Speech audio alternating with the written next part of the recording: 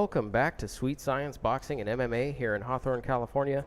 As always, I'm Chris, your boxing enthusiast, and with me today, partner in crime, Anthony Stack Saldana, lead writer for Supreme Boxing. How's it going, brother? Good. Thank you for having me back. You're welcome. I would let you do the introductions, except for you get everyone's name wrong. Yeah, exactly. So I think it's probably best if I do them. Man, I told you last time, English is my second language. Quit picking on me. It's because I'm Mexican, bro. I asked you if you could translate for somebody once. You told me no. What's up? No, that's just you, brother. It's live. Okay, just making sure, man. We're on there. Don't worry. All right. I can see it. See? Check it out. Okay, just making sure. Don't be trying to get me with technical difficulties right at the very beginning. You know what I mean? I should introduce the other members who Go are for it, with man. us. Go for it. Okay. To my right this evening at the end of the table, his second appearance on Beat the Count, strength and conditioning coach from Titan Edge Athletics, Coach Jerry Arias. Yeah, thank you guys for having me back. You guys do an amazing job talking boxing. Listen to every episode. You guys have a range variety of guests, which is awesome. Yeah, we try and get guests from every walk of life. Yeah. And to that respect, at my left here, I have Erin Toughill. Hello. Welcome to Beat the Count. Thank you. Thank you for having me. Well, we're a pleasure to have you. Thank you so much for joining us. And Absolutely. Erin is a professional fighter of multiple varieties. I'm sure that we'll get into the background of that, if that's okay with you. The particulars. Yeah, into the particulars. And, of course, you have an upcoming fight on Sunday, next Sunday. Sunday, January 27th at the Avalon. And I am fighting Maricela Cornejo for the main event. And that is 360 Promotions, Tom Loeffler. Yes. Right? Correct. And you guys are the main event. Congratulations. We are. I know. It's exciting. Yeah, and this is your first time in the ring professionally in a contest in some time. What would you say, 10 years, 10 plus years? 8 years. 8 years? Okay. Yep. And you've competed since then, though, in other combat sports. Like, for instance, you've had MMA fights since you retired. Well, the last... So I retired from pro boxing in 2006. 2006 was the last time that I was in a boxing fight. And I was doing two sports at the same time. So for years I was doing MMA and I was doing boxing. And I had to pick one. And so at the time we ventured into the MMA because it was starting to get more, I don't know, popular or whatnot. But, and then, so 8 years ago was the last time that I fought. And then I was going through some personal things. I retired and I took about 2 years to focus on me. You know, because all I did for the past 12, 13 years was train and fight. And I didn't have a life, and that's fine because I don't mind the dedication. But it was good for me to rediscover a lot of things about myself. Okay. Take the time to focus on me and not care about what everybody else was doing. And I took those 2 years, and then in the last 5 years I've been still training. Like I said to you guys outside, Stacks outside, it's like I've never stopped being in boxing or I love this sport. And I never knew I was going to fight again. I still trained, I still sparred because I'm a student of the sport and I love learning. And that's the beauty of this sport. It never stops evolving. And even as long as I've been in it, I learned something new every single day. And when you say you never stopped, I mean, it's evident that I see that you do some training. So you have fighters that you train. You have, obviously, you yourself continue to train this whole time, stayed healthy and stayed fit and that kind of thing. So you're a USA certified boxing coach? So I'm a boxing coach, and I've been doing that for a long time. So I started in 2005 and 6, but I was working with MMA fighters. Okay. So I've held pads for Tito, for Rampage. When I lived in Vegas, I even held it for Randy Couture. I've held pads for a lot of guys. And then I don't know if you know who Razor Rob is, McCullough? Do you know who he is? No, the name sounds familiar, but I can't pick it off the top of my head. He was the WEC champ years ago, and so I was his boxing coach, and we did really well together. And then in the last several years, I started doing amateur fighting. And I never myself had any amateur fights. I wish I did, but I was really pushed into boxing. So my first sport, it was supposed to be MMA and kickboxing and whatnot.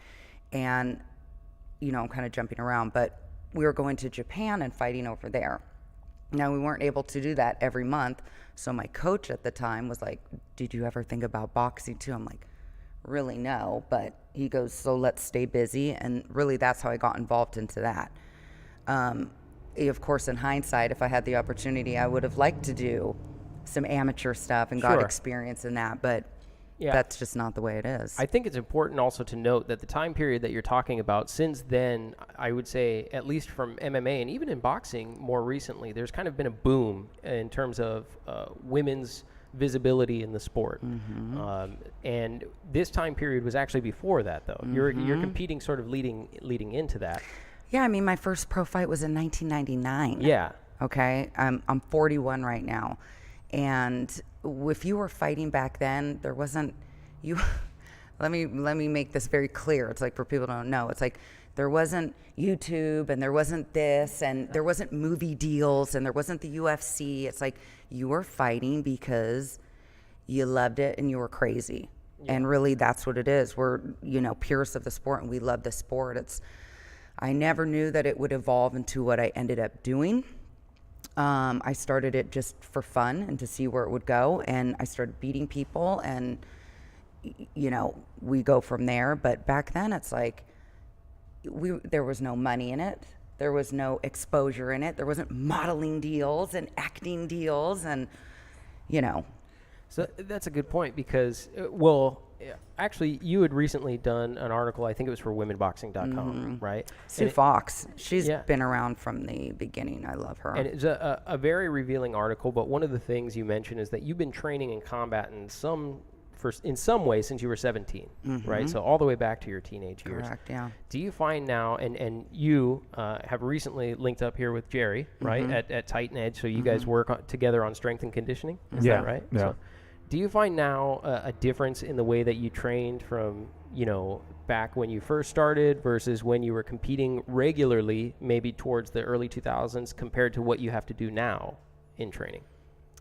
Well, absolutely. I mean, the one thing that you can't buy or fake is experience. And I train smart now. My competitive drive is not an issue. I'm very tough. I can say all of those things. But I train smart now. I don't go in there to just like beat my body up and I'm tough, I can take a punch. I mean, and that's kind of how it is in the inception and when you're just training. And I went through like hard knocks when I was training at Westminster Boxing Club, and I grew up in LA here, but I was training at all Mexican gyms with men. There weren't girls back then. If you were if you were going to spar a girl, it was usually you were going to fight her. She was like that level.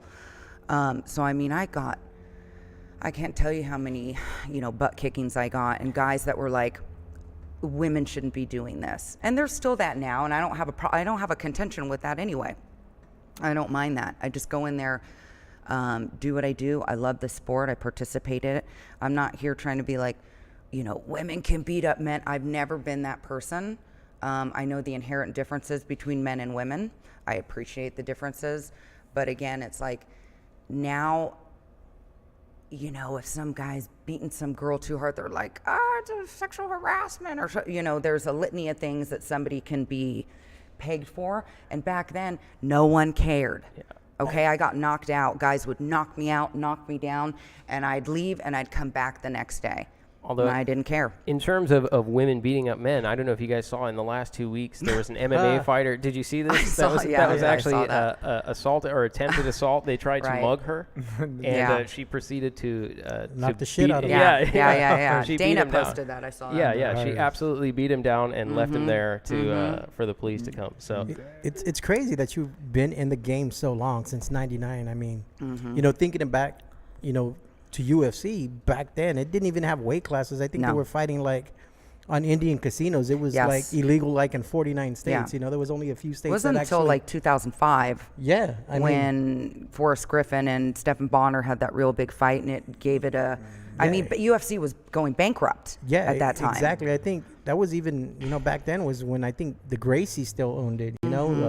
Hoist Gracie and his father and them still owned the UFC before they actually sold over, to Zuffa. And to think of women fighting back then, I mean, that never even crossed my mind till like, the early 2000s in boxing, but not even in mixed martial arts. I think it's just been recently that women started making a splash in, well, it was all overseas. We were fighting overseas. I mean, You know, I didn't even know. It's like when I was watching boxing, I remember, and I can't remember some of these women's names, but they were real pioneers. And I remember, like, in kickboxing, I'd watch Bridget Riley and some of those, and I watched Lucia Riker, and I was like, these women are amazing. Yeah. You know? Do you now, looking back at it, considering that you were just sort of ahead of that movement, do you consider yourself one of the, more or less, the pioneers of women in MMA and women in boxing?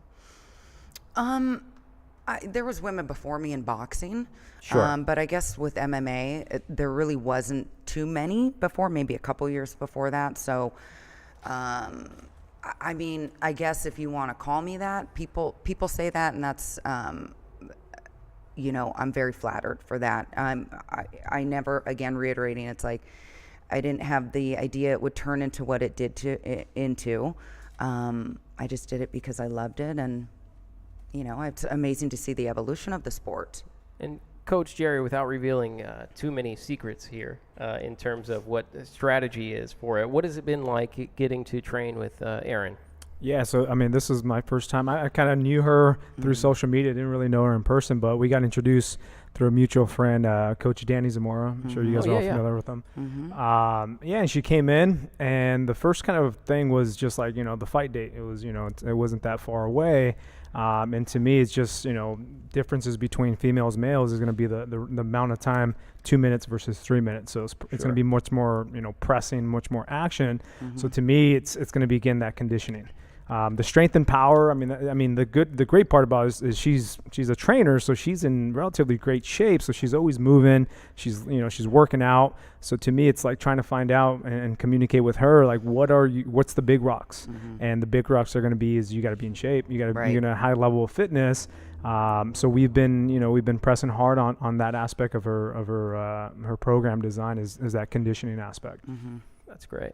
And in terms of, so working backwards a little bit, so you found Jerry, you've gone through the strength and conditioning process, but sometime before that, this fight had to become an option that you evaluated and said, yeah, this makes sense for me, despite the fact that I haven't competed in a very long time. Can you talk about how that option came to you and what went into your decision-making process in terms of deciding to get back in and compete? Absolutely. So when I did retire and I took, you know, a couple years off, I had always thought about coming back into it because really my whole thing was that I never got to see my full potential. You know, and back then I was fighting for different reasons, and I was very concerned. Jerry and I talked about this the other day, but just very concerned with what people thought and, you know, what decision is this going to be and what, you know. And when you finally stop caring about that and you stop caring what people think and what their decisions are, that has absolutely nothing to do with you, it's very freeing. And I went through a big, you know, shift in my life, and I was like, I'm ready. I can do this. And I didn't know who was who in the zoo, so to speak, with like women's boxing. I actually was supposed to fight a few months ago at the Forum on the Tito and Chuck undercard. Oh, okay. So the Golden Boy. Okay. So it was basically like Tito's team against Chuck's team. Now, Antonio McKee is my coach, and I've been training with those guys since last year. I've known Antonio a long time. So that fight, same thing where it just didn't materialize. They wanted all of the people on the card to be local. So, and just like we talk about with women, it's like you can't pick and choose. It's a lot harder because the pools are smaller no matter what. But we found a girl on the East Coast that said yes. And then a month before the fight, they tell my manager, and they're like, no, we're not going to fly anybody in. We want everyone to be local to sell tickets, blah, blah, blah.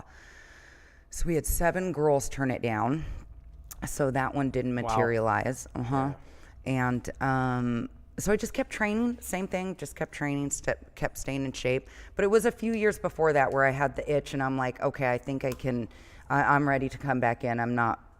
I can do this. Yeah. So how I'll start with Mari is, you know, I never knew who she was. Had never heard of her. I don't really follow women's boxing. Even now, I don't. But Chuck, I had met Chuck through some mutual friends, the matchmaker on this show. And he called me, this is like 3 years ago now, and he asked me if I would fight her. And I said yes. And all I know, I'm not here to say anything negative about her. I don't know her personally. I just know that they turned the fight down, and that's it. And then I'd keep watching, and I was like, this is a girl I would like to fight. I think this would be a good fight. So what we call this is a calculated risk, you know. Makes sense. Yes. Yeah. Anytime that you step into the ring, I don't care who you're fighting, you know, if they're down here, if they're up here, it's like you always have a chance of losing, getting hurt. And of course, you know, people are saying my age and my layoff, and all of that is fine, and all of that is real. Those are facts. But there's also fights that you take that are calculated, and they're good fights for you. Now, this is a fight I can win, and I'm going to win. And I have just nothing personal with her. I don't know her, but I'm excited for this fight, and I know she's going to bring it too. So when Chuck called me a month ago, and he was like, do you want to fight her? And I said, yes. And it's really weird because in the past couple years, I knew I'd been, you know, I'm very into visualization, and that's a huge part of sports. You know, it's the mental aspect, and people forget about that because it's the physicality is a very minute bit. And I just had this feeling that I was going to fight her. And so mentally, even though it took another 3 years, it's like, I always thought about her, you know, and in the sense that's like, this would be a good fight, you know? And I think you're referring to Chuck is Charles Bosecker, yes. a former guest. Yeah, actually, Charles Bosecker. Yeah, he's been here on Beat the Count. So shout out to Chuck. Thanks, Chuck. Chuck. I don't think I can get away with calling him Chuck. Though. Yeah, I call him Chuck. Yeah, he's like Mr. Bosecker to me. Now, with that being said, you Yes. know, a lot of fighters, a lot of boxers, either male or female, they get in the ring and they do it because they want to become a world champion. They have, you know, certain goals that they have. You talked about an itch, and now you're talking, you know, because of your age. What are your goals now? And after, you know, this fight with Mari, say you do come out victorious, what exactly is it that you want to achieve in boxing now? I'm focused on this fight. You know, there's been offers. I mean, I know people in the sport. There's connections to be made. And like you said, all of that being said, I do not look past this fight. And I'm here to focus on that. I'm here to win this fight. I didn't get into this because, look, I'm not getting like making some big old like break in the bank or something. You know what I mean? Let me tell you, like Dana White offered me 3 years ago to fight Cyborg. Okay. I could have made 6 figures for that fight. That was at the Pond or the whatever in Anaheim.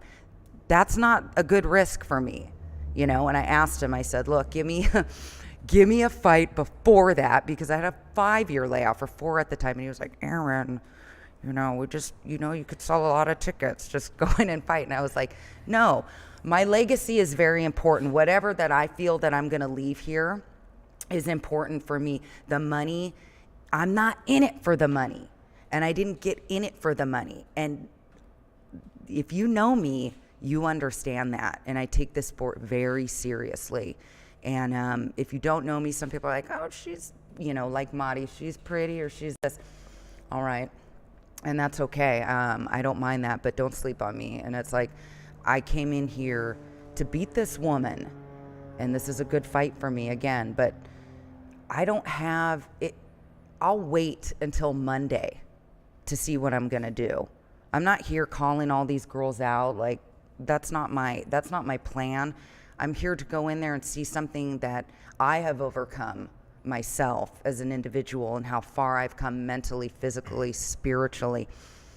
I am a different human being than I was back then. I'm a different fighter. They can look, Madi and her team, they can look at 26 other previous professional fights I've had. You will not know who I am. You're not going to look at one single fight, the Layla Ali fight. I don't give a You can say it. We're shit. on a podcast. Yeah, you can say whatever you want. So, I mean, I cuss a lot, and I've been That's very fine. conscious That's okay. of that. Jerry knows I'm fuck. Guilty. Fuck. But, I mean. We just got the R rating right there. Okay, No, I'm just good. kidding. But, I mean, you know me. You understand how serious I take this and what I'm about. And, again, it's like, we'll see on Monday. I'll see what I want to do, but I'm not looking past her.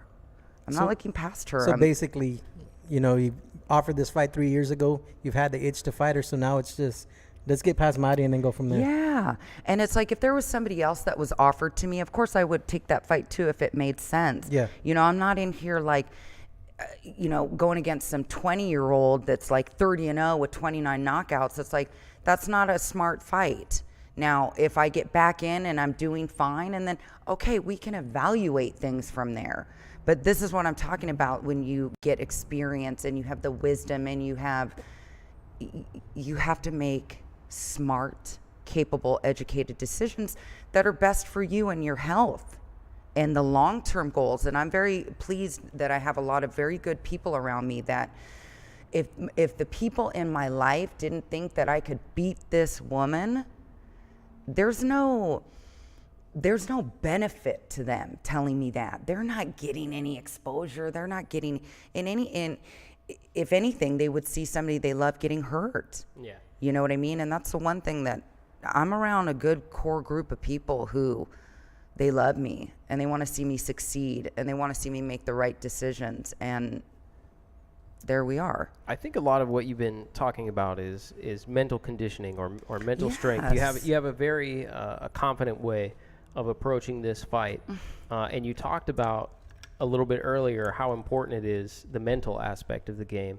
Obviously, you work with Jerry and others to get physically fit and ready for the fight.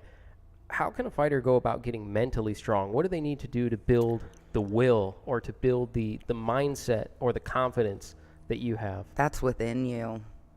That's something that you have to find yourself. Now, look, 10 years ago when I was fighting and I was at my peak, it's interesting because if you look at my boxing record, I don't have any knockouts. Now, in my MMA, I do. I knock people out all the time. I wasn't confident in my boxing. I would hit people, rock them, and then I'd back off. And my point being is, like, I didn't believe in myself, as I do now. And I'm a grown woman. I've gone through a lot of stuff. Now, we talk about, you can either take that one, you can go up with it or you can go down with it.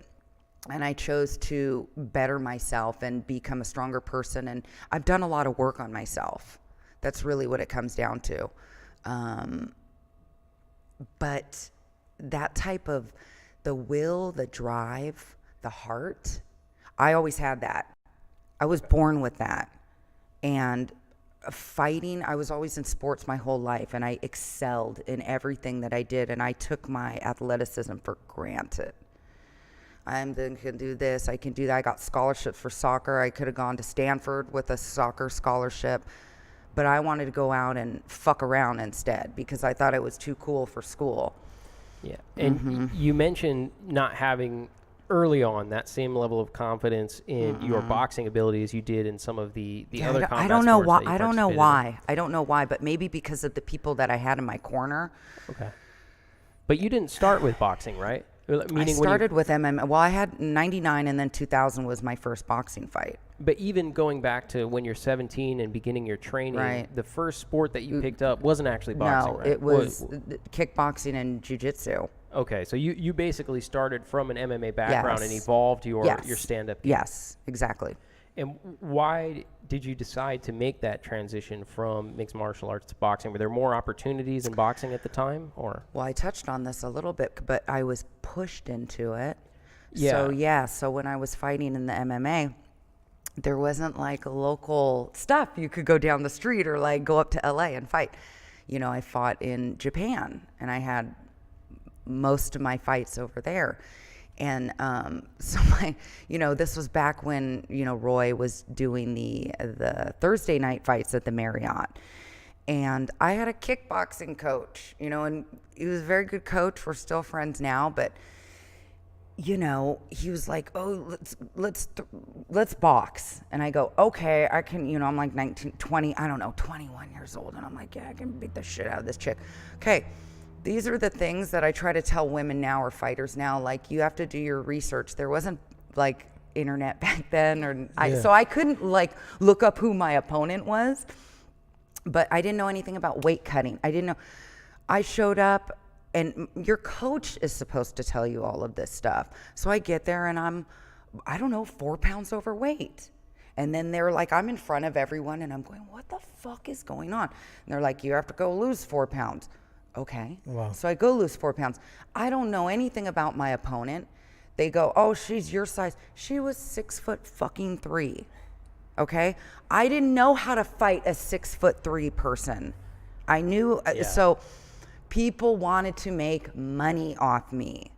And I got pushed into a lot of stuff that I wasn't ready for.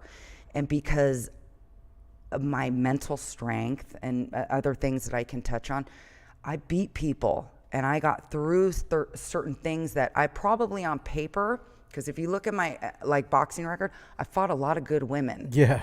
Okay. Laura Ramsey, Layla Ali. Yes. There's some good fighters on here. Jackie Lyde Frazier. Okay. Yeah. I was winning. I was beating her that fight, and I got a headbutt. And a no contest. And it was a no contest. I was going to fight Ann Wolfe. Okay. Now, she could have beat the living shit out of me. I don't know. But we did the weigh-in. This was in Tunica, Mississippi.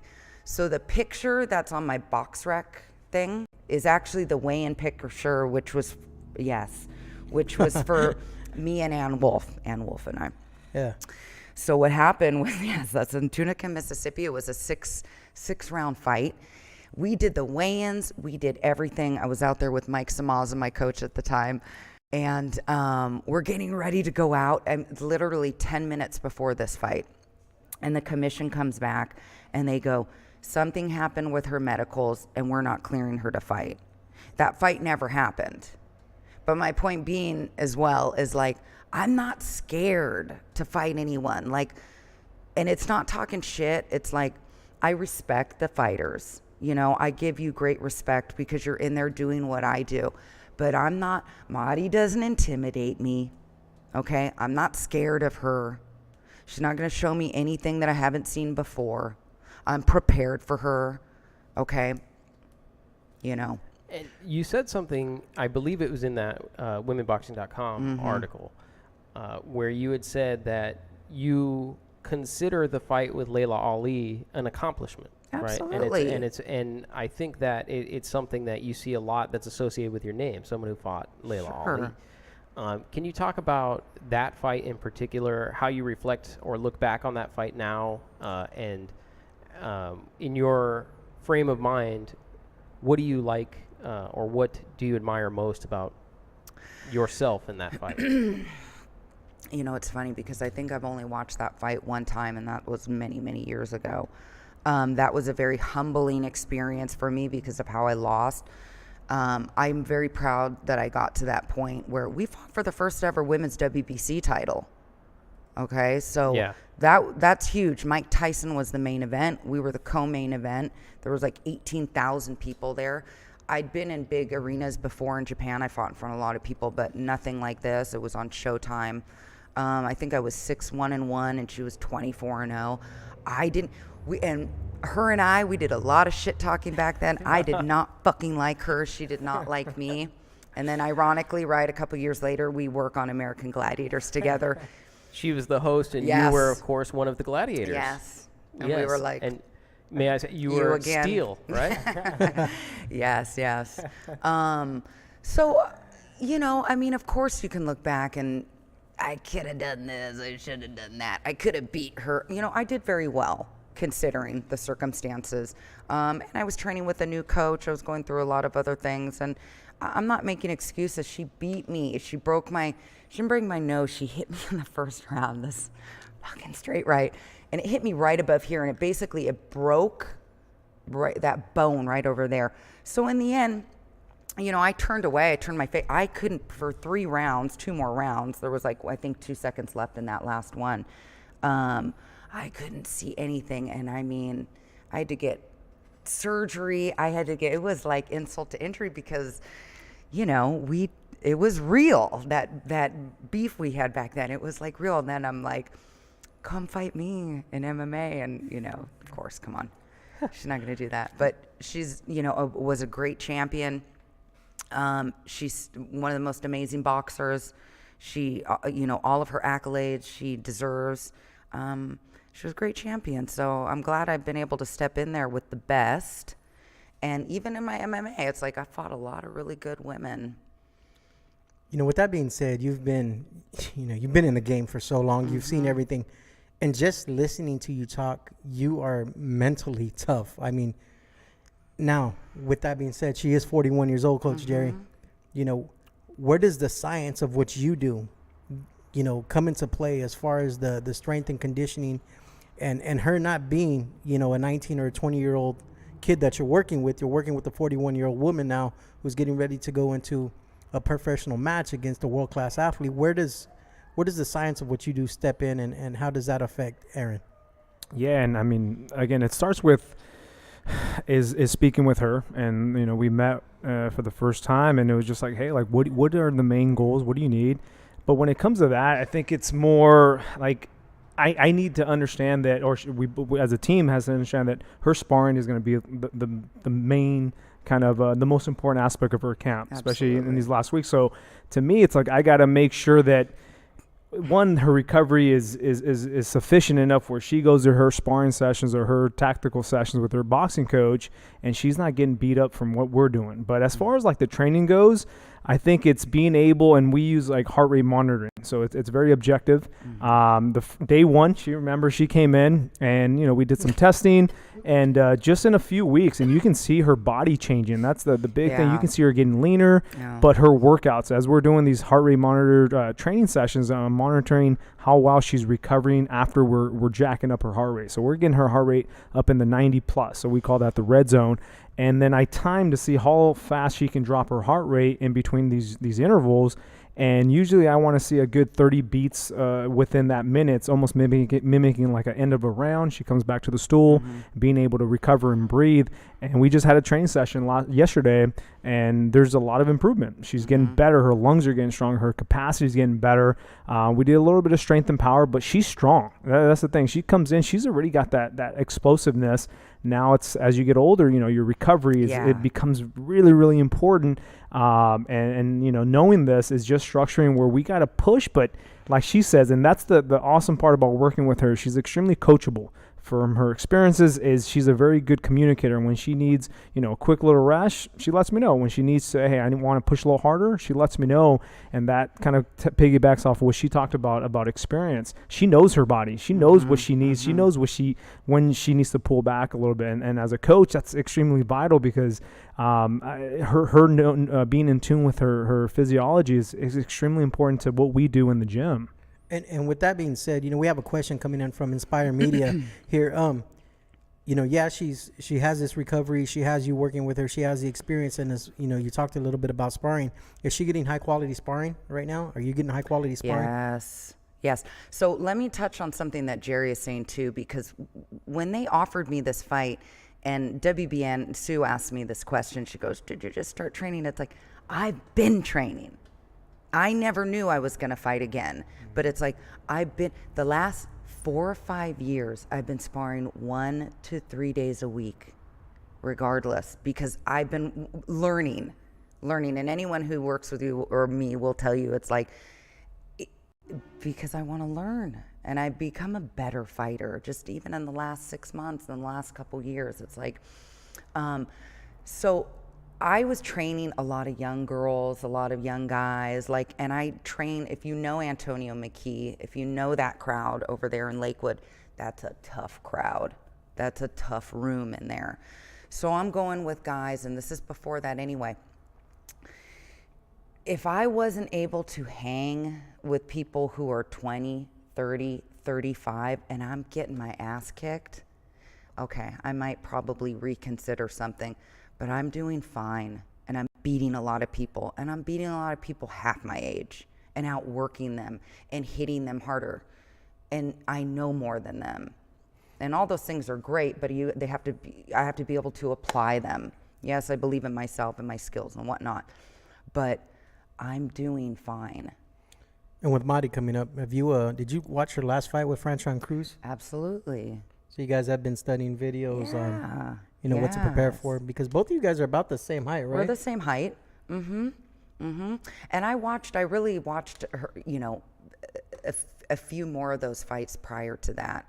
And but I let my coaches do that. You know what I mean? It's like there's things I look for in her face or where does she break? Where's something that she's not doing well in? What's her pervasive pattern? I look at that. When it comes to like, what's the word I'm looking for? But when you do a step up in competition, do you level up or do you just barely miss the mark? Yeah, is she improving? Is she improving in all of her fights? Now, again, I don't know anything about her personally, so this is a knock on her. But when I watch somebody in 4 years and they've had 5 different coaches and there hasn't been a lot of change, that tells me something objectively about her and her coachability. And I look at those things, you know what I mean? All of those are very important. This is a huge, people just think it's, physical and you do a little bit of this. I mean, there's a lot of exponents to this sport in all sports. Mm-hmm. And the most successful people, why are they successful? What is it they do different? Even if it's a level playing field and you have all these people that are physically gifted, what separates everybody? It's this. And the research they do and how to apply that and how to capitalize on somebody else's stuff. So with her, like I said, I watch anytime that she needed to level up and there was a problem there. So we look at that and we make adjustments and we say, okay, how can we capitalize on that? And it's there. It's very black and white. Now she would be a more, like I said, she's, dangerous. I respect her and stuff. But if after 15, 16, 17 fights or whatever, and you're still fighting the same way, the more dangerous fighter is the one who's always changing and evolving and doing something different. That means they really want to learn the sport. And that's a dangerous fighter. You have to adapt to each situation, Absolutely. Depending on the fighter styles make fights. And yes. If you can always come in with a plan A, plan B, plan C. But like Tyson said, until you get punched in the face. Hit. Yeah, you get hit in the face and then you have to adapt to that situation. Yes. And, you may have caught on to something there, I can hear a lot of the analytical thinking that I think would come more from the coaching perspective than necessarily from the individual fighters, particularly from the young men and women who are just getting into boxing. And obviously you've spent some time coaching. Along what point in your career did you find a passion for coaching and decide to focus some energy in teaching others? Well, I've always been a personal trainer. I guess that's the biggest thing. So it's, sure. I never had a regular full-time job because I was fighting, and it was like 1 or 2 times in my life, I was like a director of fitness or other things. And it was like, I hated it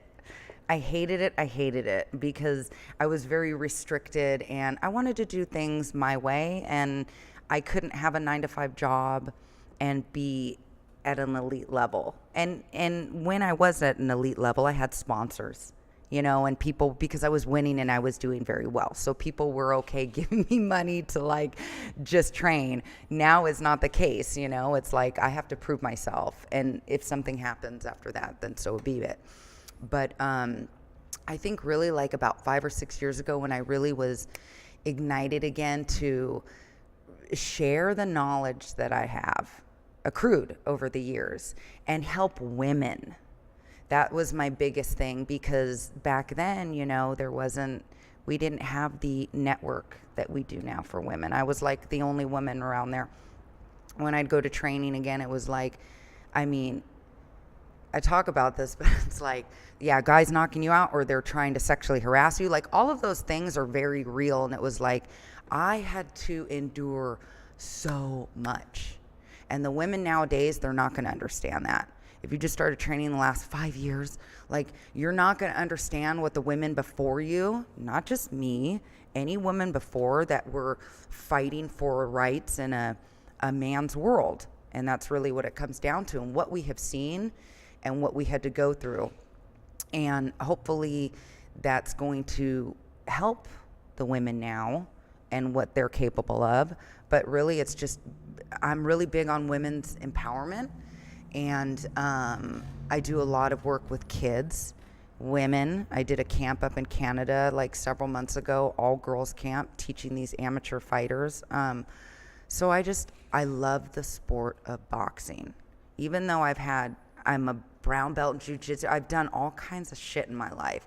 but boxing is like a huge part of my heart. It's the boyfriend that is always with me, and it's like, this fucker has broken my heart so many times.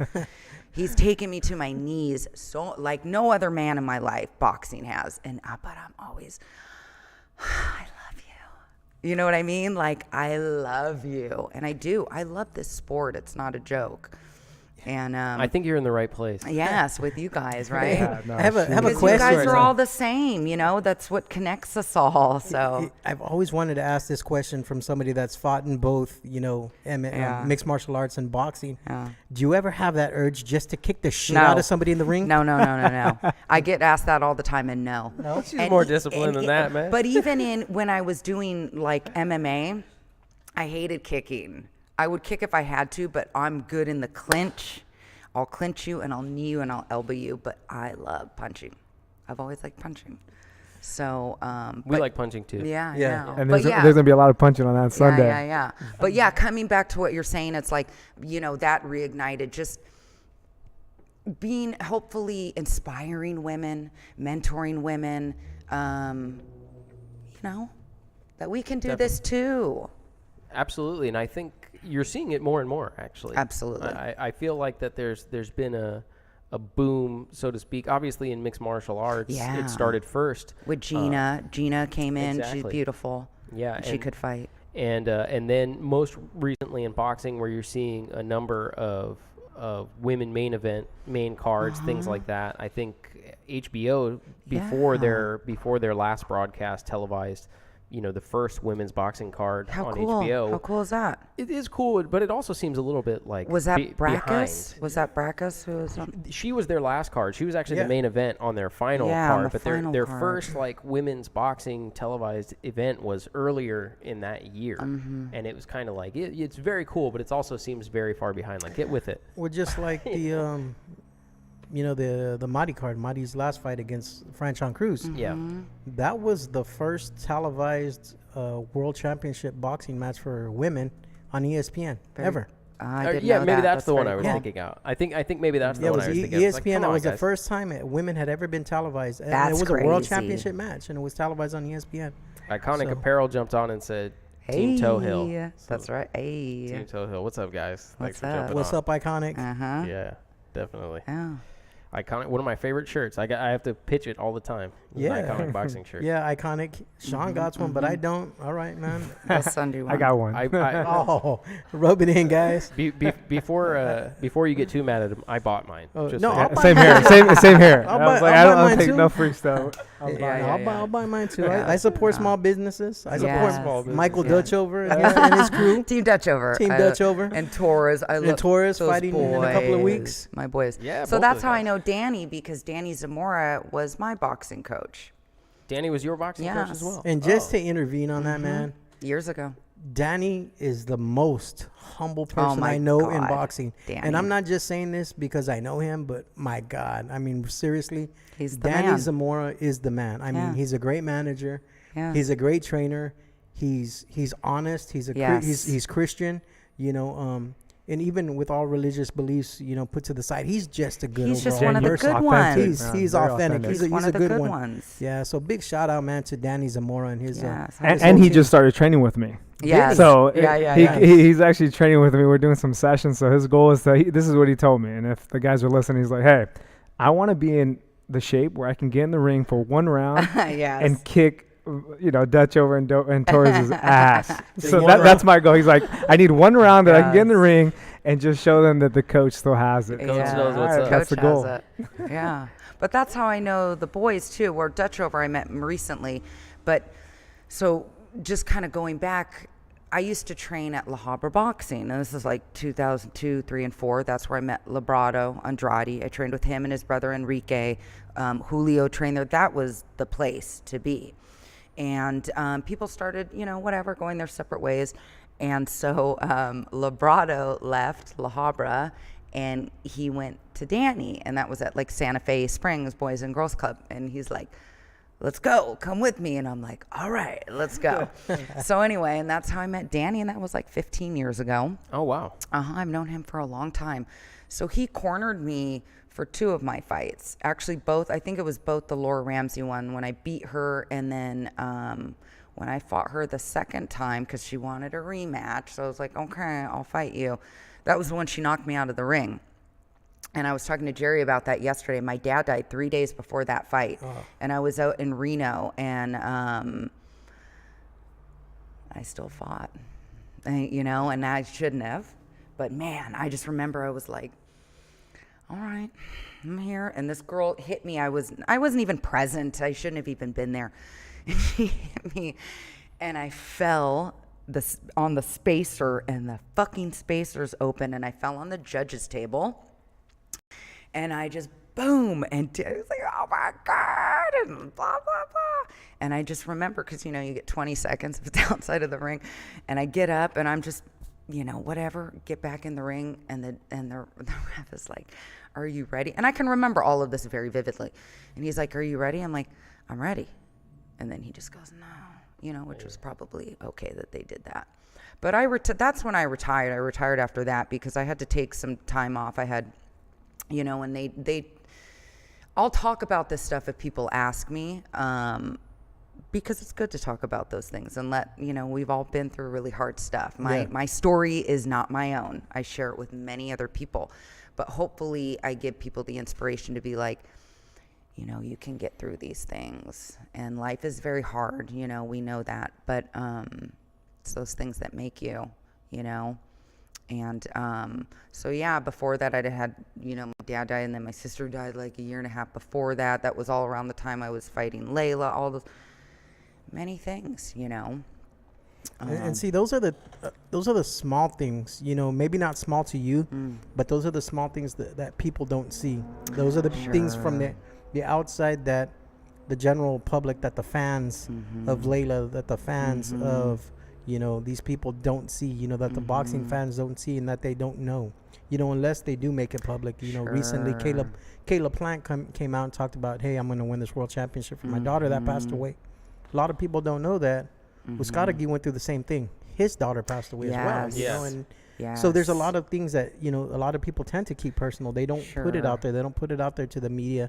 They don't put it out there to the public. And, with you, just, I just commend you for everything that you've gone through, I mean, thank like you. You say, it makes you, it builds you. It builds character, and like I always use what my dad told me. He was my, my mentor. He was like the guy, but he would just say, tough times don't last, tough people do. And fuck, man, that got me through so many things. Or like, this too shall pass. Yeah. And it's true. It's like, we're here to, I don't know. I don't want it to sound, trite or like corny or whatever, but it's true, because it's like, people need to know that, like, I'm human. I'm nobody special. Like, we are human beings. I don't care what my job is or what your job is. It's like, we go through stuff. We're imperfect. There's many things, but talking about that stuff can help somebody else or save a life, or, that reach out. Yeah, I always say, God gives his toughest battles to his strongest angels. Absolutely. So. Yeah. It's a good saying. It is. I don't think I've heard that one before. Yeah. It's a good one.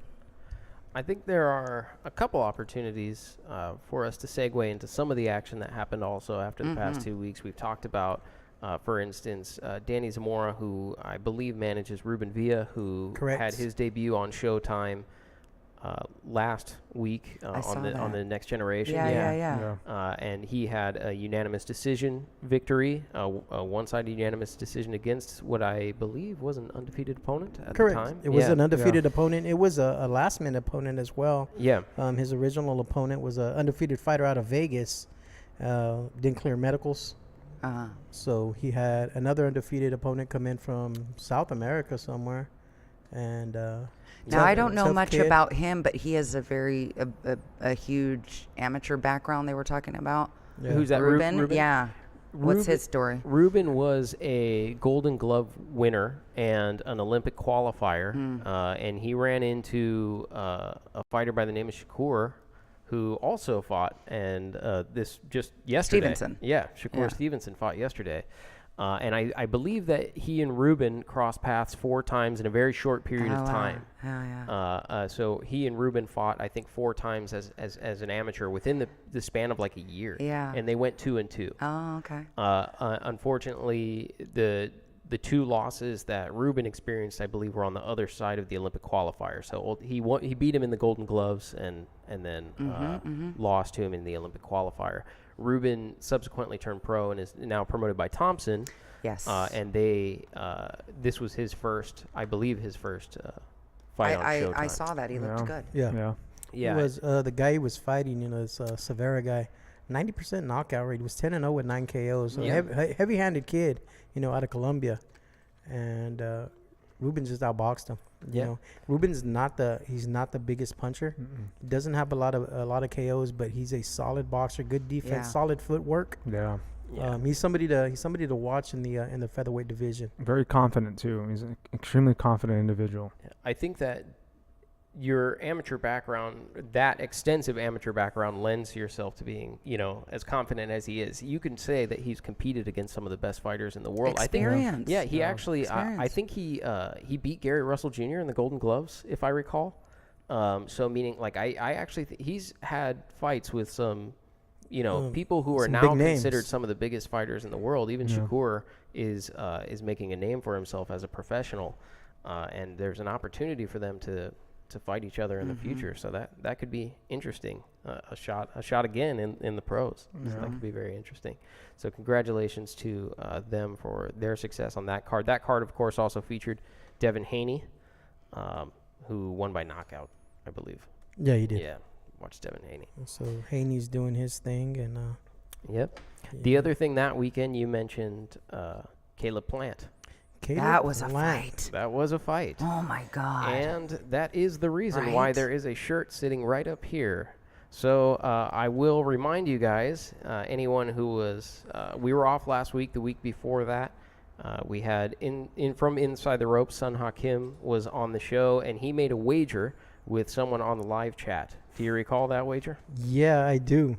Okay, so he made a wager with someone on the live chat, and it's a wager that I didn't even agree with, by the way. I'm not sure why I agreed to cover it.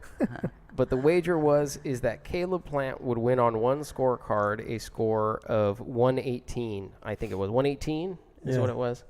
118 to 110 was the wager. Which is an outrageous way. There's so many different ways that couldn't happen that it's crazy that. But anyways, as a guest, I agreed to back his side of the wager, which was a shirt, which is up here. Had I won, he had to leave a glowing review, including the outrageous good looks of the host of this program. Absolutely. Unfortunately, those can't be denied, Sean. You will not be denied. Unfortunately, we won't be seeing that review anytime soon. You are just that damn cute. I'll write it. You want me to write it? I'll go. I would appreciate it. If you write it, I'm gonna make it like a big thing on the website that says like, here are quotes. So fair is fair. This is your shirt, Steven. So if you watch the replay or if you jump on the live chat, let me know. You can hit me up on Instagram or Facebook Messenger. Just send me a personal message with your contact information, and you will get the brand new first run of the Just Boxing Beat the Count t-shirt. That's what you guys have in your baskets, too. Perfect. Thank you for that. So, anyways, thanks, Caleb Plant. No, I'm just kidding. Yeah, Caleb took care of business, man. He looked good. He did. He went out there and he dropped Uskatagi a couple of times. Yeah, he dropped him twice. Although I will say that he kind of looked like, for a minute, he was on the trajectory of the 118, 110. And then he scored the knockdowns, and I thought, I think I can get away with this if Caleb just has a 118. If Uskatagi doesn't have a 110. But then something interesting happened. His corner, I think, talking about conditioning in this way, told him to slow down. I saw that. So when he went to his corner, they told him, stop throwing combinations. Stop doing these things. You're overexerting yourself, right? And there seemed to be some concern that he was going to gas out in the later half of that fight. What round was that? It was around round 6 or 7. Okay. Around round 7 or 6. Yeah. And his corner told him this. And the thing is when you go back and you look at the fight, it's hard to look at it and try and understand, okay, did Uzcategui come on because he was slowing down his pace because his corner told him to, or were they recognizing that he didn't have the conditioning? And they pushed forward. And so the conditioning is really the reason, right? So is it because he wasn't conditioned? But definitely, I think if you look at the last 4 rounds of that fight, Uzcategui experienced far more success than he experienced in the first part of the fight. It had to be because of the conditioning. And I tell you why, man, it's happened too many times in boxing where it's not how you start, it's how you finish, man. We've seen it with De La Hoya Trinidad. You've seen it numerous times where these guys come out on the last rounds, they win these last rounds, and next thing you know, they leave it up to the hands of these judges who aren't always accurate, and it goes the other way, you know. And I just don't see a training team and these coaches telling him to slow down unless it was something that they actually caught or knew that, hey, if he wins, he's going to get dropped. You know, if he starts losing energy these later rounds, if he doesn't, you know, conserve some of this energy, he's going to get knocked out. It had to be it, you know. I don't know, Coach. Doesn't that seem like a flaw in your camp? I mean, there's so many factors. It would be hard to it would be hard for me to scrutinize kind of like what went out and what went down. But one thing I can touch on is like a lot of times when people refer to conditioning, they mainly think about the output, right? Like how much energy is getting used. And you know, that's important, but I kind of flip it around. And this is why to me, it's like, how much energy can you conserve? And especially if you're going 12 rounds, if you're doing conditioning and all you're concerned with, and I mean, Erin can testify, but any athlete that works with me, you can tell, as soon as we get them off of an interval, right, we ramp them up, we get into that red zone. The very first thing, instead of walking out and, you know, going and get water, I have them stare at the TV, which has their heart rate monitor numbers on it. I'm like, you're not done. Your goal is to bring that number down. And it's basically just teaching them that you can control that. You can control how much energy is being used, because if you're going into the round and you're exerting a lot of energy and you're not, you know, consciously aware of, all right, let me breathe. Let's tell that body kind of that fight or flight response. Hey, relax, we're good. If you're not practicing that during training, you're just going to keep breathing and you're going to waste more energy, and then it's going to hit you a lot harder down the road in the later round. So one of the things I'm a big advocate of is when you're training and you're using some heart rate monitoring, as soon as you get done with an interval, make sure you're conscious of learning how to bring that heart rate back down, because a lot of it's not so much how much energy you're using is how much can you conserve for those later rounds. And again, there's so many variables, but that's, to me, even I don't really care how high you can get your heart rate, is your ability, and it becomes more aerobic. Your ability to bring your heart rate down as fast as you can is extremely important. Yeah. Can you share for some of our listeners what some techniques you would utilize to bring your heart rate down? Is it about breathing, or is it what should I do to focus on dropping my heart rate back to an appropriate level? I think first is being able, like, it helps to have, if you're using a heart rate monitor, and I push it hard because it's very objective, and being able to see the numbers drop. And you're spot on with the breathing, the relaxation, not so much just standing still. You can still kind of move a little bit, but a lot of it's breathing and just consciously being able to tell your body, hey, we're in that fight or flight response.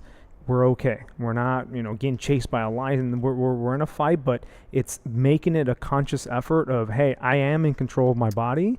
And just, focusing on your breathing. I mean, there's certain techniques you can do as far as breathing, but it's really, at the end of the day, it's just teaching an athlete that you are in control. And when you give them that kind of awareness, it's a game changer. And if they're just, they do a sprint and they're just huffing and puffing away, it's like, great, you did a high effort sprint, but you shouldn't be done. Now it should be, hey, can you bring that heart rate down for the next sprint? And there's a lot of research that shows, like, that's where having a strong aerobic kind of capacity is extremely important, is that recovery. And a lot of people, boxing, a lot of sports, even general public have swayed in the past few years of getting away from that aerobic training because they just want to go hard, not knowing that, when you recover from a high intensity bout, it could be, a hard round. You have 1 minute to try to bring that heart rate down and get into that recovery. So you're walking into that next round.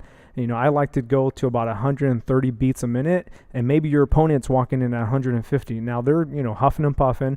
They're wasting more energy during those, few minutes of in between the rounds. Round 10, 11, and 12, you're going to be in, hopefully have more fuel to use versus them. That's when they might start gassing out. So it becomes very conscious, very self-awareness. I have a question in that same respect. When it comes to expending energy, there's also this concept of nervous energy, and it's something that I've heard, for instance, Floyd Mayweather say before. One of the things that benefits him over his opponents is the moment, right? Is the lights. He's been there. There's no crowd that's bigger than what he's accustomed to, right? There's no championship fight that he has not seen, right? So some level. And Erin, I would say in many ways, you've been there as well. Like the fights with Layla Ali, that's a moment, right? And some athletes perhaps aren't prepared to deal with the nervous energy that gets expended through doing that. There's a certain amount of tension that you carry and nervousness or anxiety that burns energy, correct? Yeah, I mean, it's hard to give you like an exact answer, but there's something. I mean, it comes down to that fight or flight response, and I think Erin can attest to that. Where it's just like you're telling your body, like, "Hey, you are prepared. You're prepared," and that's where she does a great job. She has so much confidence in herself, and she talked about it how that was kind of lacking before. So I think that's Mayweather's one of the most confident athletes in the world, and it's not fake. Like he literally believes he's built for it. And as you know, that's why I like seeing the younger guys. They're built. You can see them fight every single fight, whether they're knocking people or they're going the distance, like Ruben Torres and the Dutch, or they're gaining more confident. And I'm in the back with them, and you can just see it when, first 3 fights, you can see them. They're nervous, but then now they're just, hey, it's another day. We put in the preparation. We're going to go out and win. And it's crazy, in the past 2 years, seeing them transform, not just physically, but mentally, and just, let's go. It's game time. As opposed to like, all right, families out there, they traveled from Texas. You can see that now it's not there. It's not that they're just not nervous. They're excited. They're ready, but the moment's not getting too big for them. And I think once you kind of, how Erin talked about levels, different levels now, more things are riding. Your team is there's more pressure, but I could literally see it within them transforming their confidence, and they're walking out much more prepared because they know, hey, I put in the work and I'm ready. Is it really just your experience that prepares you for the moment? Well, I think there's 2 things. Obviously, experience plays a huge role, but also if you are in shape, you know what I mean? Because when you know that you're in shape, it's like, I'm fine. You have control of that, and because it's like fatigue makes a coward of everyone. I mean, that really is true, where it's like you could be the better fighter, but if you're in really shitty shape, it's not going to matter. So I was talking to somebody about this yesterday with experience. So for this camp, I did a lot of really good sparring. And then a couple weeks ago, I got to spar with Raquel Miller, right? Love her. She's awesome. So what's interesting, and this is how I know that my level is different in my experience. Now, 10 years ago, if I was going to go down there, we drove 2 different times. We drove down there, one with a teammate of hers who was like an amateur champion who I sparred with, and then the week after I went down with her. Now, 10 years ago, I would probably be more anxiety or more nervous or whatever, and nothing. You know what I mean? In the sense that I control it. The anxiety is good, and being fear and those things are good. If people say they don't have them, I think they're lying, because we all experience those things. But when going in to spar with somebody who's like Raquel on that level, and like Mari's even scared to fight her, like I know that some of that stuff that's been going on, right? Allegedly, I don't know. No comment. Allegedly, okay. But anyway, and we sparred and had a great time. And my point being is, like, I was very confident and very relaxed and very calm and did what I do best. And she's down in San Diego right now, right? Yeah. Because she's Shout out, Raquel. She's got a fight on the Roy Jones card. A week after me, I think. Next Thursday, I think. It's the last day of the month, the 31st. Yes. And it's Roy Jones's first card. Yeah. And just shout out to Roy Jones and his people for never calling me back for that interview, even though you guys asked for it. So hey, it's I was all going to good. say I didn't bring it up the last time you were on the show, but the time before that, I said I was going to call you out on Friday if I didn't see the interview, and I didn't see it. Just real quick, out here in Southern California, because that's where we're at. Congratulations to the LA Rams. They're going to the Super Bowl. That's right. They came back. They They came back, Yes, went to they did. overtime, and won 26-23 in overtime. All right. The Rams are heading to the Super Bowl. Okay. Nice. Congratulations. I just became a Rams fan. Yeah, same here. I've been to one professional football game. It was a Rams game. Was it? When they moved here, I was like, I've got to experience it. I'm a Bucks fan. I was a Rams fan, right? When they were out here in Anaheim. Love Dickerson, Flipper Anderson, Roman Gabriel. I love the Rams. And they left when Georgia Frontier took them. I fucking hated them. I was so pissed when they left to St. Louis. So I started going for the last place team. And at that time, it was Tampa with their ugly, orange jerseys. And they ended up winning the Super Bowl and beating the Raiders. I've watched the Bucks play like 3 times here in California. And each time I've gone to watch them play, they've gotten their ass kicked. So I just think don't. It's you. Yeah, it is. So I just don't go to any more games. Yeah. So, but yeah, back to boxing. Yeah, back to Raquel. Yes, experience matters. I guess that's what we're trying to say. Raquel is amazing. That was the first time I met her, and she's a really beautiful girl. And I didn't even know her background. I knew some of her background, but it wasn't even until after that where I found out a little bit more, and I was like, this chick's so badass. Right? Now you talk about money, and for you it's not about money, but for some of these fighters it is. And it's hard for some of these female fighters to understand that they're not going to get the bigger paydays. They're not going to make $250,000 in a fight.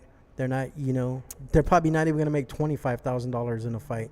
And it's sad that it has to be that way, but women's sports has always been that way. And I think they have to come to a realization that fights got to be made. You're stepping up. You're fighting Madi. I expect it to be a great fight. Yes. But I think she prefers to look at it as Mari stepping up and fighting her. No. But I understand what he's saying. Where it's like, but this is a job. It's like, of course we have to get paid. Yeah. And there's only one Ronda Rousey. There was only one like Gina. Like even in women's sports, it's like, Venus or whomever. It's like, look, women's sports, they've always been that way. And yes, if you're sexier and hotter, of course that's going to garner you more attention. And there's nothing wrong with using your looks. Men do it too, right? But it's a double-edged sword with women. I think there's a fine line. You can still be sexy and like be confident and like empowering without being like slutty. Yeah. You know what I mean? And whatever. I mean, I don't pay anyone's bills, so it's like I don't have but for women, there's a lot of women out there who say they empower other women, they support other women, and they really fucking don't, number one, but it's like you have to, if you don't respect yourself, like no one else is going to respect you. It's funny because Clarissa Shields one time on Twitter, she went off on Christina Hammer. Oh, really? Yeah, Lady Hammer, about why is she always in her her little bikini tops and this and that, I would never put my body out there for money. She says I would never sell my body like that. And I'm like, well, didn't you do a ESPN cover naked? Well, and then she never answered me back. Couple things. I'm sure ESPN paid her, and it wasn't slutty. It was artistic. Classy. She had the gloves on and she was naked or whatever, but the body issue or something. It's still very cool. selling your body. Sure. She still got paid from it. But I mean, I think in that context, saying someone is selling their body is a little, maybe a little bit beyond what's actually happening. In that case, she's selling an image. Exactly. Right? She's selling meaning. Oh, excuse me. She's selling an image or a lot of people sell images, and I don't mean a literal image. I mean she is projecting an image. This is the person who she's becoming. And I think never a lot even of heard of images. Hammer until like a lot of these girls. I never really even heard of anyone. Just like I'm sure they didn't know who I was until like the last year. And any pictures I saw of her seemed pretty like. Okay, we got a call coming in. Ooh, who's calling? Who's calling? This is Nancy Rodriguez. Oh, Nancy Rodriguez, director of the WBC. Nancy, you're on speaker. Hey, Nancy. Are you seriously putting me on the air? Hi. I'm about to board a plane. So Nancy is in Memphis, Tennessee right now. She's doing some work for for St. Jude. And for those that don't know who Nancy Rodriguez is, she is the public relations for the WBC. Yes. But she is also the manager of Maricela Cornejo. I am not the manager. I am her marketing manager. Marketing manager. Yes, which it's more like what we do outside, like in Hollywood. She'll be filming a movie this summer and things like that. I mean, if anybody knows her story, she went into boxing as to be able to get into Hollywood. That was her first, her reason. But Anthony, Sean, Erin, nice to meet you. Hi, I have a lot of Nancy. respect for you. Same, thank you. Once you get into boxing, it's addicting. Totally. So then you just fall, and that's what happened to her. But I have a lot of respect for these fighters. I don't have respect for. Erin said something really important a little while ago. How men can be sexy, and it's okay, but women can't be sexy, right, Erin? That's what you said. Because they're gonna be judged. Well, of course, because we're women. You know what I mean? It's like that's the double-edged sword in anything. So I love women empowering themselves. I love women empowering other women, and I'm big on that. The only problem I have, and this is not the boxing side, it's just as a woman. I've seen a lot of people have problem with Mari and her weigh-ins and everything. Mari is the only fighter that I ever see weigh in with a full swimsuit, not just the bra and the underwear. The problem here is that Mari has boobs, big boobs. So I think that it makes it sexy, and it makes it seem like she's selling herself as a sex symbol. Am I right or am I wrong, Anthony? Yeah, I think you're right. You're right. Yeah, you're right. He was very uncomfortable answering that question, by the way. I can't hear what's going on over there. Oh, I said you're right, Nancy. You're 100% right. Yeah, I mean, some people do. I mean, look at the last picture I took in Vegas of Mari, and people were saying that it was photoshopped because her boobs were sticking out the side. I mean, it is what it is. I mean, it wasn't. What, women can't have boobs? I got pretty big boobs too, considering they're real too, Nancy. So what's wrong? Yeah, I mean, I wish it wouldn't be like that. I've seen girls showing a lot more. Mari wears more clothes than I do. She's not a slutty person, but. Oh, I hope.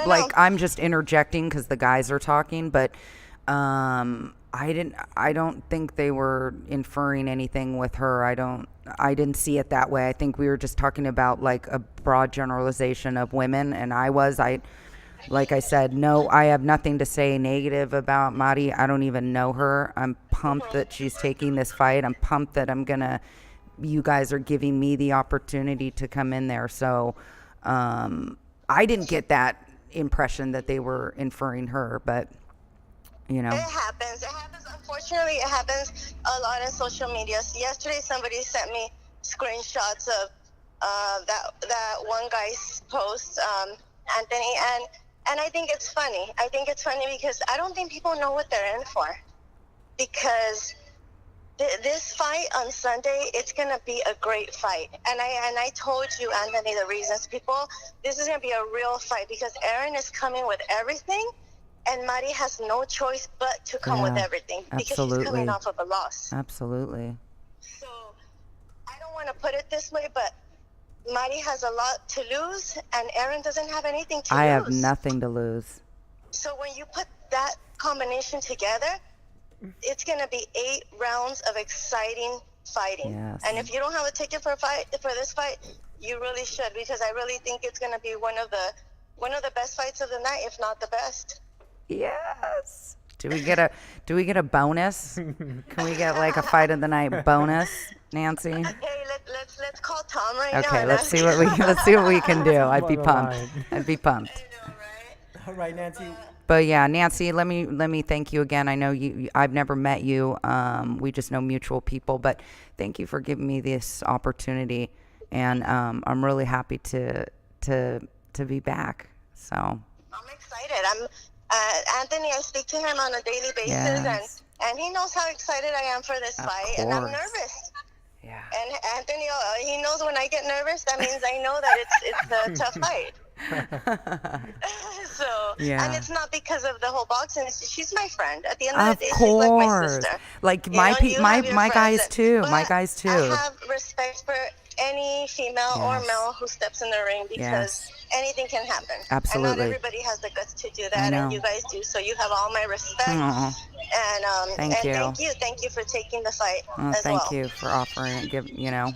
Takes two of us, so thank you. And it'll take two to make this fight great, and I know you guys are gonna do it. Yes, I'm really excited. You have no idea. I really am. So. So, okay, Anthony, I can't, they changed my gate. I decided to All right. see Elvis. Well, thank you very much, Nancy, for calling in about it. I do want to make a few points of clarification. If it came across All right, as I'll talk to you though right, I was I'll talk to you saying later. anything Bye. negative about the images that Christina Hammer or Maricela or anyone like that portray in the media or on social media, I actually wasn't. In fact, I'm saying quite the opposite, which is I think if that term sex symbol, it doesn't necessarily have to have a negative connotation against it. And if a woman chooses to market herself in that way in order to advance her position in the sport or whatever the case is, that's not the same as like selling your body or the term that was used. She's selling her body. No, she's marketing herself. Yeah. And I think it is her right to do so, just as it's Christina Hammer's right to do so, or Right. any woman's right to do so. I've never seen, like I said, I've only in the last 6-8 months even know who Hammer is, but I've never seen any pictures of her. Like, she's in a sports bra and I don't know, that's pretty normal to me. Yep.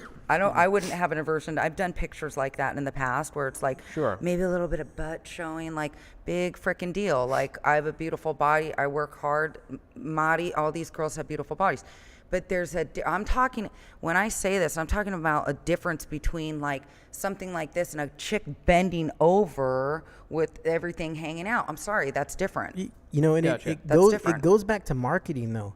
You know, and like I was saying, these girls ain't gonna make all this money fighting. They're making a couple $1,000s, if that, seriously. And so just like any boxer, they have to get advertisement. They have to do what they have to do. I know Madi personally. I've known her for a while. She's done, perfume commercials for Chiquis Rivera. She's done things for different types of movies in Hollywood. So it's more of getting her to be able to pay her damn rent Absolutely. on a monthly basis, and she's got to do what she's got to do. And creating a brand, right? Yeah, she's got to create a brand. She's got to create, okay, this is Manny Cornejo, this is who she is. I mean, and if it's, posing in a bathing suit, then it's posing in a bathing suit. But like she said, there's a line there, and there's a line between there's a line selling like your frickin' soul and then doing you don't think I've been in this business a long frickin' time? I've seen a lot of stuff. I've been in TV. I've had offers to do a lot of other things, and I declined them because could I have made a lot of money? Yeah, but it's like that didn't represent who I was or what I feel what I stood for. Now, that's not for me to tell somebody else, but guess what? Don't be like all fucking surprised when people are going to start talking about it and, oh, well, this person. Sorry, Fair that's enough. how it is. Yeah, That's what it exactly. comes Yeah. down to. Like, you're free you're free to choose, but you are not free from the from the results that those choices bring. So, Absolutely. That's true. I mean, let's get real. Like, we're all like coddling and being all even when like, it comes to sponsorship packages, I've put sponsorship packages together for world champions. Can you make me one? Yeah, I can put one together for you. And you Please have make some one. that start. We have a platinum, we have a gold, and we have a silver. With the platinum package starting at $50,000 for sponsorships. Then we have Never stuff mind. I don't where want one. if I sit on your show with the Red Bull can, I'm gonna charge Red Bull $10,000. Yeah. And they're gonna do that. Where with some of these female fighters, it's $500 for a sponsorship. Sure. To wear a patch. Where with some of these fighters, that are already established. That's $10,000, $12,000. $15,000 just for a patch. well, you got to ask yourself why you're getting into this sport then. I was gonna Exactly. say, Okay, there- because if you're getting in here to like make a killing and make money, then I'm fucking sorry. You're not authentic. It's not real. You better be in here because you love it. And yes, you have to get paid, and I understand all that too. I'm on B side right now for this. I used to be on A side. There's a huge disparity between where I was and where I am now. But guess what? I love boxing and I don't care. And this will open, if there's something else to come through that, cool.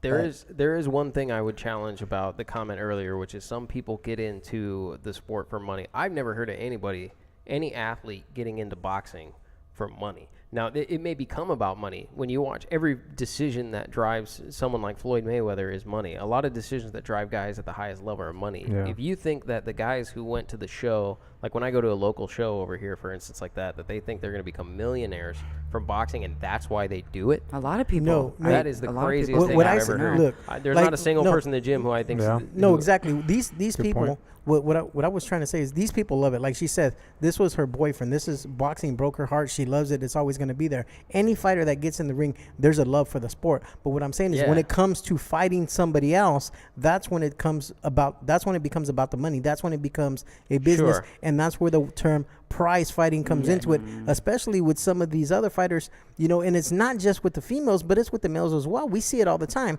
They want a low risk, high reward fight. Yeah. They don't want to jump in there and fight some no name fighder for chump change, for peanuts. No, I agree with that. And there's definitely the business aspect of boxing and how much money people want to make. But if you're stepping into the gym right now, and you're saying that, hey, Mr. Boxing Coach, I'm here, and the reason I'm here is because I want to make millions of dollars, then I think that's not going to happen. I've never heard of such a motivation in Go play my baseball. Yeah. And for the most part, the people who start in the sport are starting at an age, that's probably in their teens at the latest. What I mean? Some of these kids who are competing at national levels now, they've been boxing since they were 8. Yeah, and I would even piggyback with the coaches. Like coaches, they're in it for the love of the sport. Some of these coaches have other jobs, and it's just it's humbling to see coaches who are all in with their athletes. They're doing it not with an expectation of return, right? It's not like, all right, it's like the hours that I see the coaches along with their full-time job, it's so humbling. It's just like, damn, they're in it for the right reason. Maybe not everyone, but for a lot of the coaches that I've seen, they have other jobs, and I'm just like, they're in it because they want to see that because they know that the athletes putting in, they're all in, so they're all in. So it's like when the team's all in, it's a beautiful thing. I mean, like you said, a lot of people in the boxing community, right? Some of these managers, they're out there cutting grass. Yep. They're making a living. They have a full-time job. They have their fighters living with their mothers, living with their grandmothers, living in back houses. That's all in. So, and it's not just people we know. I mean, I got a buddy, Cesar Garcia. He manages a lot of these kids that come in from Colombia, that come in from nothing. And he converted a whole apartment behind his mom's house where he has a 2-bedroom apartment with 8 fighters staying in there, And until they can get established, until they can get on their own. And like you said, it's not an expectation that they're going to come in and make all this money and they're going to become millionaires as a manager. They do it because of the love of the sport, and they want to see these kids, succeed and have some type of life, an opportunity here in the United States. They come in here, an opportunity that they're not going to get in Colombia or Mexico or Argentina or wherever they come from. Consider Glenn Johnson was working in construction while he was fighting on HBO. Joe Smith, still part of the union. Joe Smith. Joe Smith. Union guy. So anybody who thought they were getting in I pay to do this show. I pay money to do the show. He pays me, I get paid good money to come over here. He says, here, Mexican, come talk. Here's some money.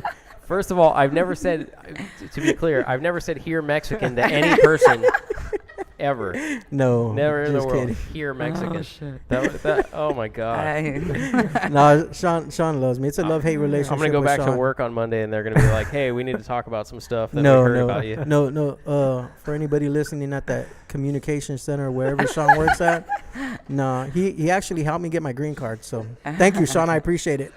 He said Trump was his cousin or something, and guess what? I got my DACA approved, and now I'm here. Oh my God. How do I always get into this shit with you guys? This is crazy. This is just more segments I need to cut out of the show later. Oh my goodness. Very good. Anyways, so speaking of the money and the moment and all of those sorts of things, there was a pay-per-view last night. Yes, there was. And actually, there was some fights Friday night, but we'll talk about the pay-per-view first. Yeah, and then we can get to the fights Friday night. I know that I've said multiple times on this show that I wasn't going to buy the pay-per-view, that I thought that was ridiculous. You said you were going to the fight. And I said multiple times that I wouldn't be purchasing it. And of course, if you watch the show, you know I did it anyway. You did. I went and I did it. Of course I did. So I watched the whole thing, and I did my time. And I think that every question, or every fight, I should say, has a question going into it. There's no certainties in boxing. I would think that it's fair to say. And the question going into this fight was, is Manny Pacquiao's age going to be a factor? And I think based on a poll that you did, most of us thought that it would not be. And it turns out that most of us were right. With the exception of Oscar I took a poll from members of the boxing community, from writers, fighters, ex-world champions, trainers, talked to everybody from Sean Porter, Joel Diaz, Paul Banke. To me.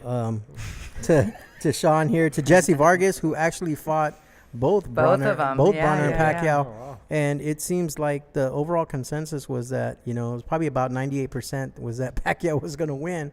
Most of them by unanimous decision. I think it was me and a couple other people picked Pacquiao by late round TKO. But there was only two people who actually picked Broner to win. That was Oscar De La Hoya and Sun Hakim from Sun Hakim. You mean the guy who cost me this shirt? Yeah, the guy that was wrong on his bet. Yeah. So it wasn't gonna happen. He wasn't. He hasn't looked good in his last. He hasn't looked good in 3 years. Broner just doesn't throw punches.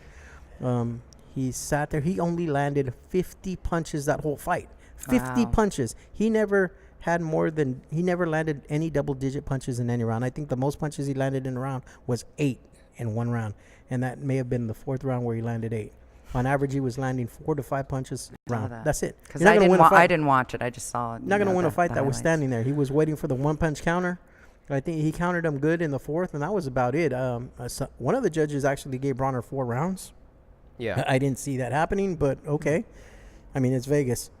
For those of you, for you, for instance, who picked a late round TKO, have you not seen his beard before? Did you think that, we've seen him chin checked in so many different fights. He's never stayed down.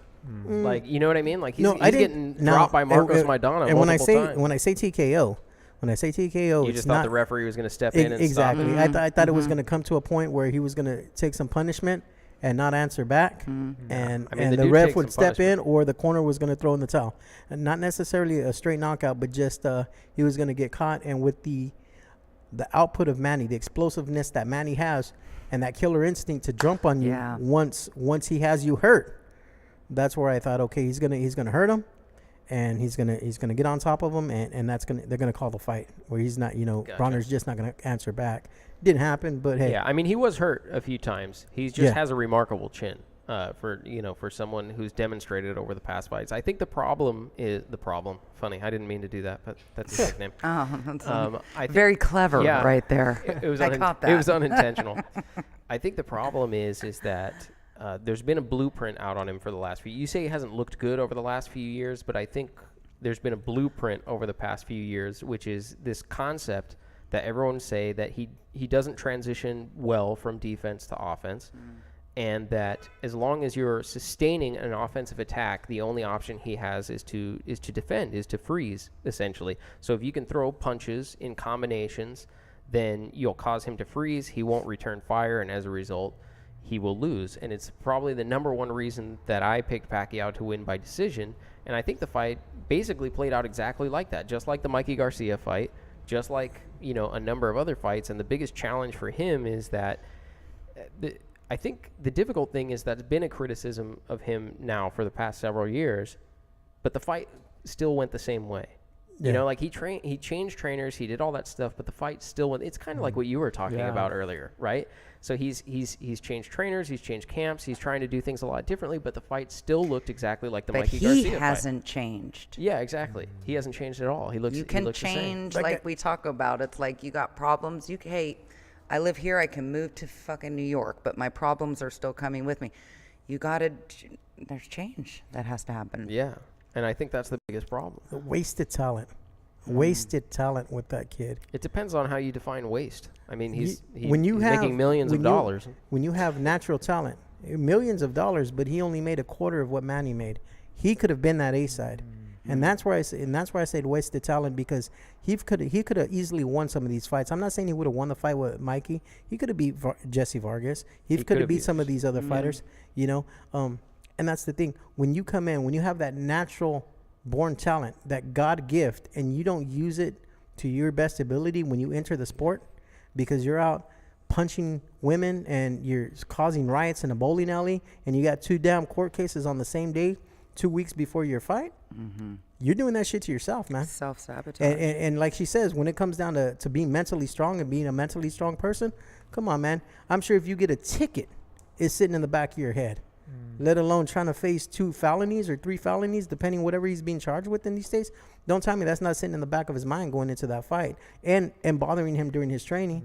Yeah, I mean, but at the same time, we talked about the importance of confidence, and Erin, you were commenting on the importance of having that level of confidence, and I don't know that you can imagine a more confident individual than Adrien Broner, in the sense that you look at this fight. We all saw the same fight. Those but maybe of us who he's watched not. it. We don't really know. You know, That's the thing. Sure. It could just be fake it till you make it type of thing. It could be a fake You it till know? you make it type of thing, but I'll give you an example. So the fight ends. What's the first thing Adrien Broner does when the fight ends? Jumps on the rope, says I won. Jumps on the rope. He ran over to the corner, jumped up on the top rope, started beating his chest, flexing his muscles, right, doing all this different stuff. Said he'd be 7-0 against Jim Gray. Yeah, he didn't half-heartedly or reluctantly raise his arms in victory the way that you see fighters do when they know they've lost. He thinks he won. He thinks he won, like legitimately. I have no doubt in my mind that Adrien Broner thinks he won that For fight. the hood. For the hood. That's true. That I mean, takes like some we kind say, of- we don't really know. It's like gang. there's people who make really bad decisions, and they're like, I think I made the right decision. I hit this girl in the face. It was right. You know what I mean? It's all we talk about that. It's like no one really knows your psychology, only True. you. Yeah. I could sit here and say anything, but I fucking know with conviction what I feel. Yeah. You Sure. know, we talk about that. It's like his image. We were touching on that earlier. We don't know. We just see. We don't know their story. We just see the image we he just creates. See what they create. That's very true. You know, That's very true. and like I agree. Like she said, okay, going into her loss, you know, when she got knocked out of the ring, she had a sister that died a year before. She had her dad that died 3 days earlier. She could have sat in front of anybody. We could have had a podcast back then. She could have sat in front of us and said, I'm confident going in, but emotionally she's not there. And that's what and basically that's what I'm saying about Broner. He can be the most confident person in the world in front of that camera, but with all this stuff going on, it's still affecting this man, you know, probably affecting this man mentally, knowing that I may be going to jail in 2 different states. Very much, yeah. You know, it definitely can affect. So him mentally. and you know, with Erin, you know, things like this made her a stronger person mentally. You know, she's in a better place now. You know, and it's not just her telling us this. We know this because of social media, because of things that we can look up on the internet. We know she's not getting popped. She's not getting arrested. She's not out there, you know, getting DUIs or whatnot. That shit's not coming up. You're not, are you? No, I'm just kidding. Not that I know Not of. that you know Unless of. it's Where- my Gemini twin fucking shit up. Here, The old me. we got TMZ breaking news. We got these people breaking news. Social media, 100 different boxing outlets on social media, you know, that are gonna break news before ESPN or before anybody else. So we know what's going on. You know, we know what time it is with Broner, and it's something that he hasn't learned from.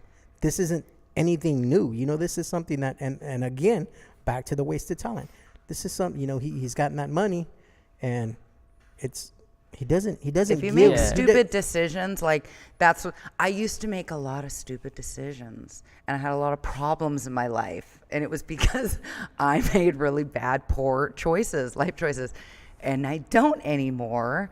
And life is quote unquote easy. You know what I mean? I don't have drama in my life. I don't have. You can pull stuff up from my past where it was like I was wrecking shit, you know, and being savage and whatever. But it's like my life isn't like that anymore, and trouble doesn't find me because I'm not looking for it and I'm not living in it. I would say at the same time, I definitely understand that we can't know what he's actually Sure. experiencing. We only know the image that he presents to us, and I totally agree with that. But at the same time, you can't say that and say he's not learning anything, because we can't know that either. Like, he may very well learn from these experiences. He's only a 29-year-old man. Do you feel And I that think Do you feel that he's given his 100%? Do you feel then it's not wasted talent? Is that what you're saying?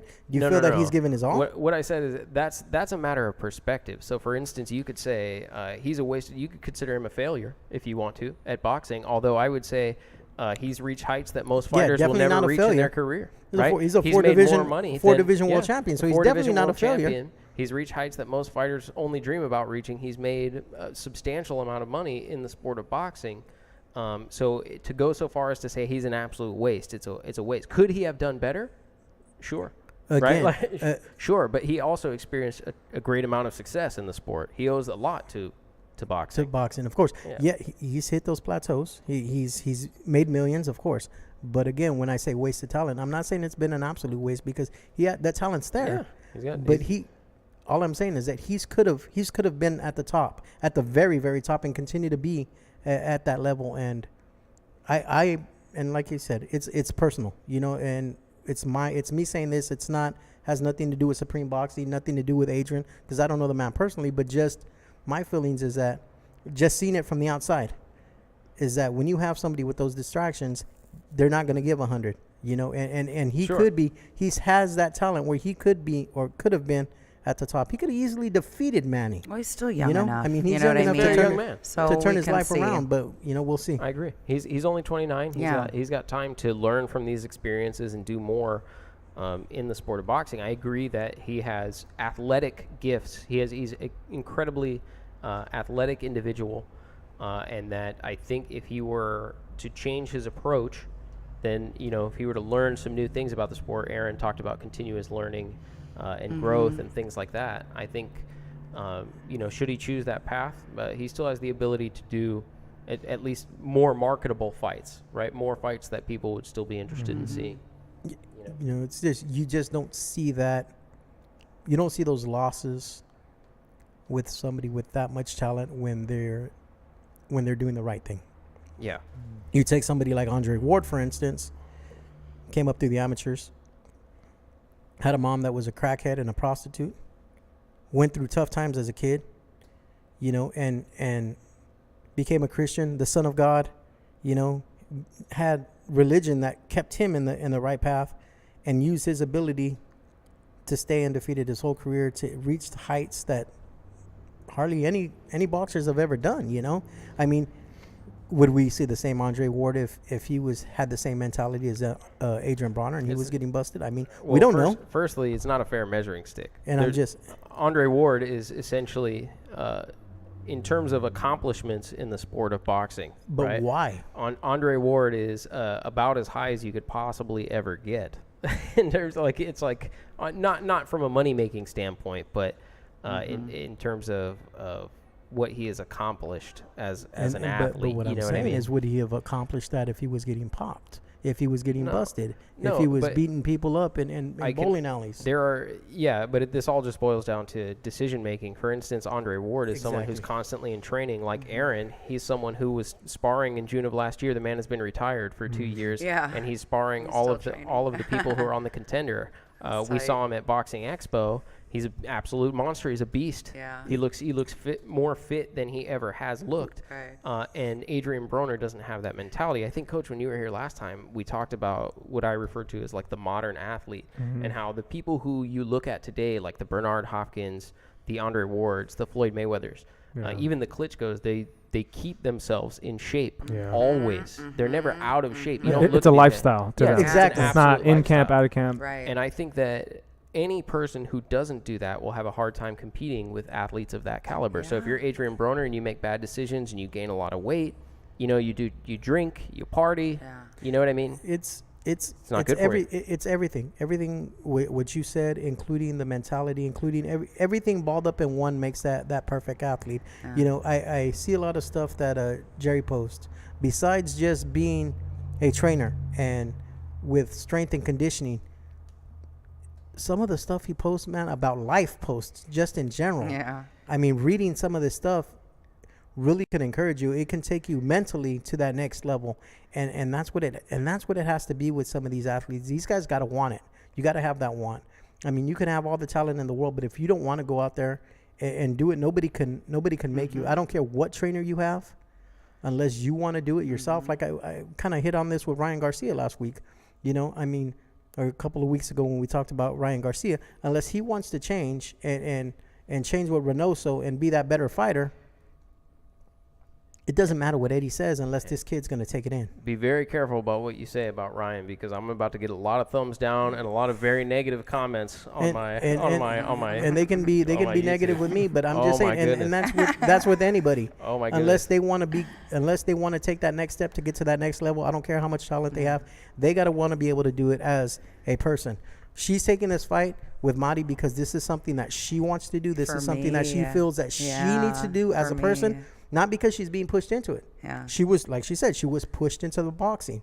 Maybe that's why she didn't, she lost some of those fights because she was thrown into fights, like she said, because, she's fighting somebody that's 6 foot tall and she didn't really know what the hell was going on. Yeah. But now she knows and she's doing things because she wants to. Yes. She's doing it for her. That's and the until difference. a person wants to, I don't care how much talent they have, until they want to take that next level and get a team around them to help them build, whether it's strength and conditioning, whether it's like, with the psychology part of it, with the mental part of it, it takes a team, man. And there one little aspect about that is just like there's certain people that they surround themselves with like yes people, right? There's people that will never just you saw it in the press conference when what's his name tried to get Broner's coach to talk, and he's like, nope, like, if I don't speak, he doesn't speak, and it's just like. You have to be able to surround yourself with people that give you a different perspective, that challenge you a little bit. And if you're you're scared to be challenged, that's your ego that's preventing you from getting better.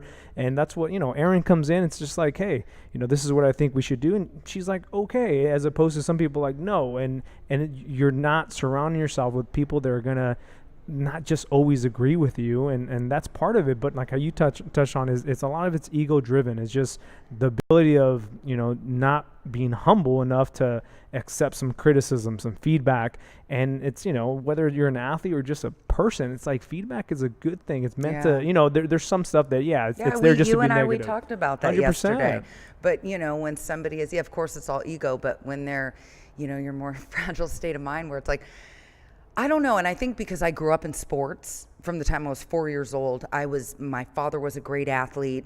He coached collegiate sports, et cetera, but he always instilled that in us. And I've always been very coachable. Now, maybe in my own life decisions, I wasn't, but with anything with sports, I was very coachable and I was able to, excel. And I took that, obviously comes into boxing, but I see that uncoachability and people who are more fragile, who don't come from a sports background or they haven't been,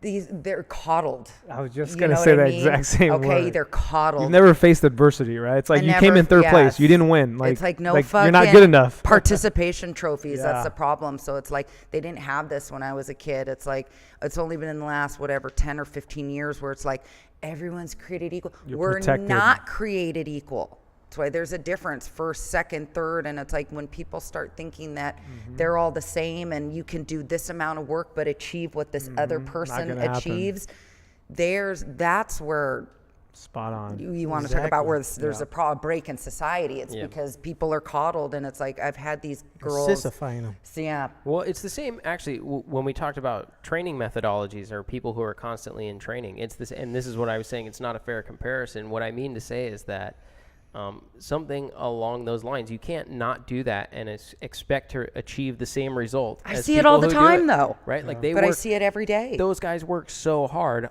every single day, and if you're not doing that, then your ability to achieve what they have achieved drastically declines. People think that they deserve that because I'm talented enough. Entitlement. And I had two girls, real quick, but it's like I had two girl fighters. I won't name one or the other, but both of them. One was very talented, okay? One was not as talented athletically, but just mentally very strong. I could put this girl through anything. She reminded me of me. No question, she just did what I told her to do. She ended up, getting the contract and whatever. Now the other one, not that she wasn't talented, and in the gym, she would do everything and was like, and I'd take her to fights. I got both of these girls for USA Boxing like 10-0 or 11-0, and they never boxed a day in their life. We would go in there, and these two little blonde girls were beating everyone up. But when something didn't go the way of the fragile one, it was like shut down. Oh my God, a year of work. You could say one thing, and it was like that whole year didn't mean anything. You said one thing to them, and it was like, I mean, and this was a grown woman, you know, like in her like almost 30, and it shocked me. And I was like, what, who, how is this? I don't understand this, you know? And the other one, you could tell her and you could speak tough to her and be like, I'm not talking to you like a girl, I'm talking to you like an athlete, you know? Okay, coach, what do I need to do different? And she would go in and then she would excel and do fine. But the other one, it was like, I'm going to be the champion of the world. And she said that for years. And I was like, well, you actually have to fight, and you have to win, and you have to train, all these things. I know it's really fucking weird, but that's how you achieve those goals, you know. But yeah, it's the entitlement and the coddling and the weak. Just people have their expectations of what's reality and what's like real reality. They're just way off, right? And that goes for everything, not just sports. Yeah. And in terms of life development, and Anthony mentioned this before. If you guys don't follow Coach, can I plug your Instagram? Yeah. Actually, why don't we do them both, right? So Titan Edge Athletics, Coach Jerry. Yeah. Right? So Coach _ Jerry with the J _ at the end. Yeah. Yeah.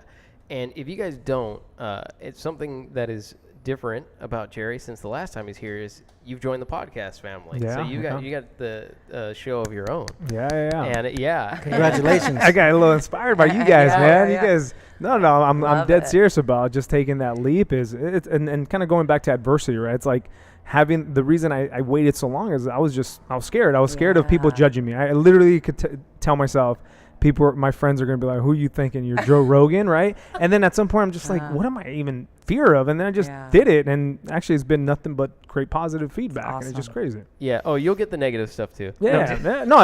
But that comes, Erin touched on that. It's like, once you put yourself out there, you got it. That the mentality it comes with it. Like, but it's like, who cares? This a person's opinion it is what it is. But as long as you know that's not the truth, and who cares? Yeah. So I will say, for those of you following us, particularly if you're on the Sweet Science Boxing channel, because you desire to learn more about training and fitness and things like that, Jerry's show is very different than mine in the sense that you'll actually learn something. You will actually learn something. If you guys, the content that you guys put out, and I've shared a few episodes as I've seen them come across, or little snippets, I would say, of them. But the content that you guys put out is so valuable to people who are actually training and want to grow and develop as individuals, not just the stuff that I spew on here. So. I mean, the big thing is we focus on conditioning. So a lot of times me and my co-host, who's a professor over at Cal State Fullerton, we just thought there's a missing link. And we talked about it. My last appearance is just people don't really understand what conditioning is. It's especially athletes, they just think it's go hard, and there's a lot more to it. So we have the podcast, and it's strictly about improving your conditioning, research, supplements, and then in the next few weeks I'm going to be putting on some clinics. I have 2 different projects working on. One is strictly for endurance athletes, and the other one's going to be strictly for conditioning. So even though you would think endurance, conditioning, same thing, completely different, right? So most people associate them as being the same thing, but they're not. So if you follow me, we have one January 30th, and it's going to be all kind of research based. I'm partnering up with a female endurance athlete who she had the Guinness World Record for the youngest Latina to do 100 marathons. Damn, she had that world record. So it's legit, and so just follow. If you follow, you'll know about the courses. But the whole goal is to educate. Legit information, not just kind of what you're going to see on we're not trying to sell you anything. It's just information that we're passionate about. And like how you said, a lot of times, we lose money off of this stuff, but it's like that's not what it's for. It's just to try to change the culture of, even in boxing. Like I got into this, not making much, but it's like my goal is to change that culture of the way they look at strength and conditioning.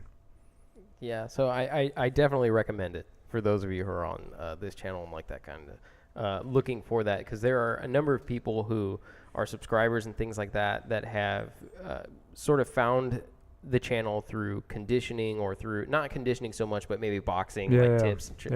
And I feel like I learned something from a personal development standpoint also, the way that Erin mentioned, and Stacks mentioned, I should say, it's not just, it's just good advice all the way around. Yeah.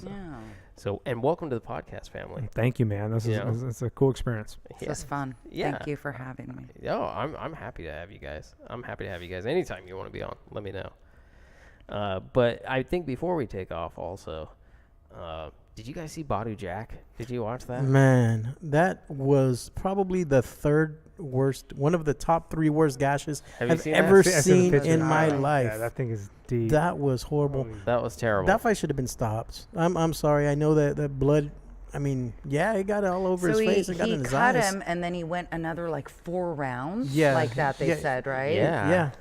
That's insane. He did. That and it was basically, nasty. it took place in 2 stages. So the initial stage was a headbutt, which caused the cut, and the cut was bleeding down to his eyes. They let him go. It wasn't so bad, but I think about 2 rounds later, he took a straight shot right on it, and it was. Brown is strong. I think I counted just on the outside about 30 stitches, just on the outside. That's not even the inside, just the outside.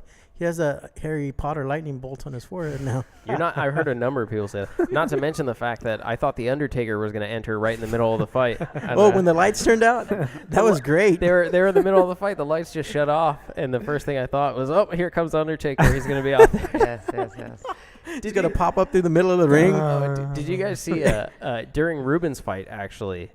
Not during Ruben's fight, but on that same card earlier in that night, the ropes fell off the ring twice. Dude, there's so much pressure on those to get it fixed, and they're heavyweights, right? Everybody's like, "Why are they sitting down? They're cooling off." Man, twice. That was the second or third time that it happened. It's just the ropes are you just kidding fell me? off Can't the happen. ring. That can't happen. You know what? the top rope. I got some guys, man, that we can bring in here. Google and Sharky, if you guys are listening from Shark Sports, you guys need to come on the podcast and tell us about the rings you put up and about what it takes. And just because it was a heavyweight doesn't give them any damn excuse for that ring to fall apart. No. Because it was 5. That was the there was- second time. Because it was 5 heavyweight fights at the Forum the night of Fury Wilder, and that ring didn't fall apart. So shout out to Shark Sports for keeping that ring I together. was gonna say, rule number 1 of setting up the ring is make sure the ropes stay on. Oh yeah, I would know.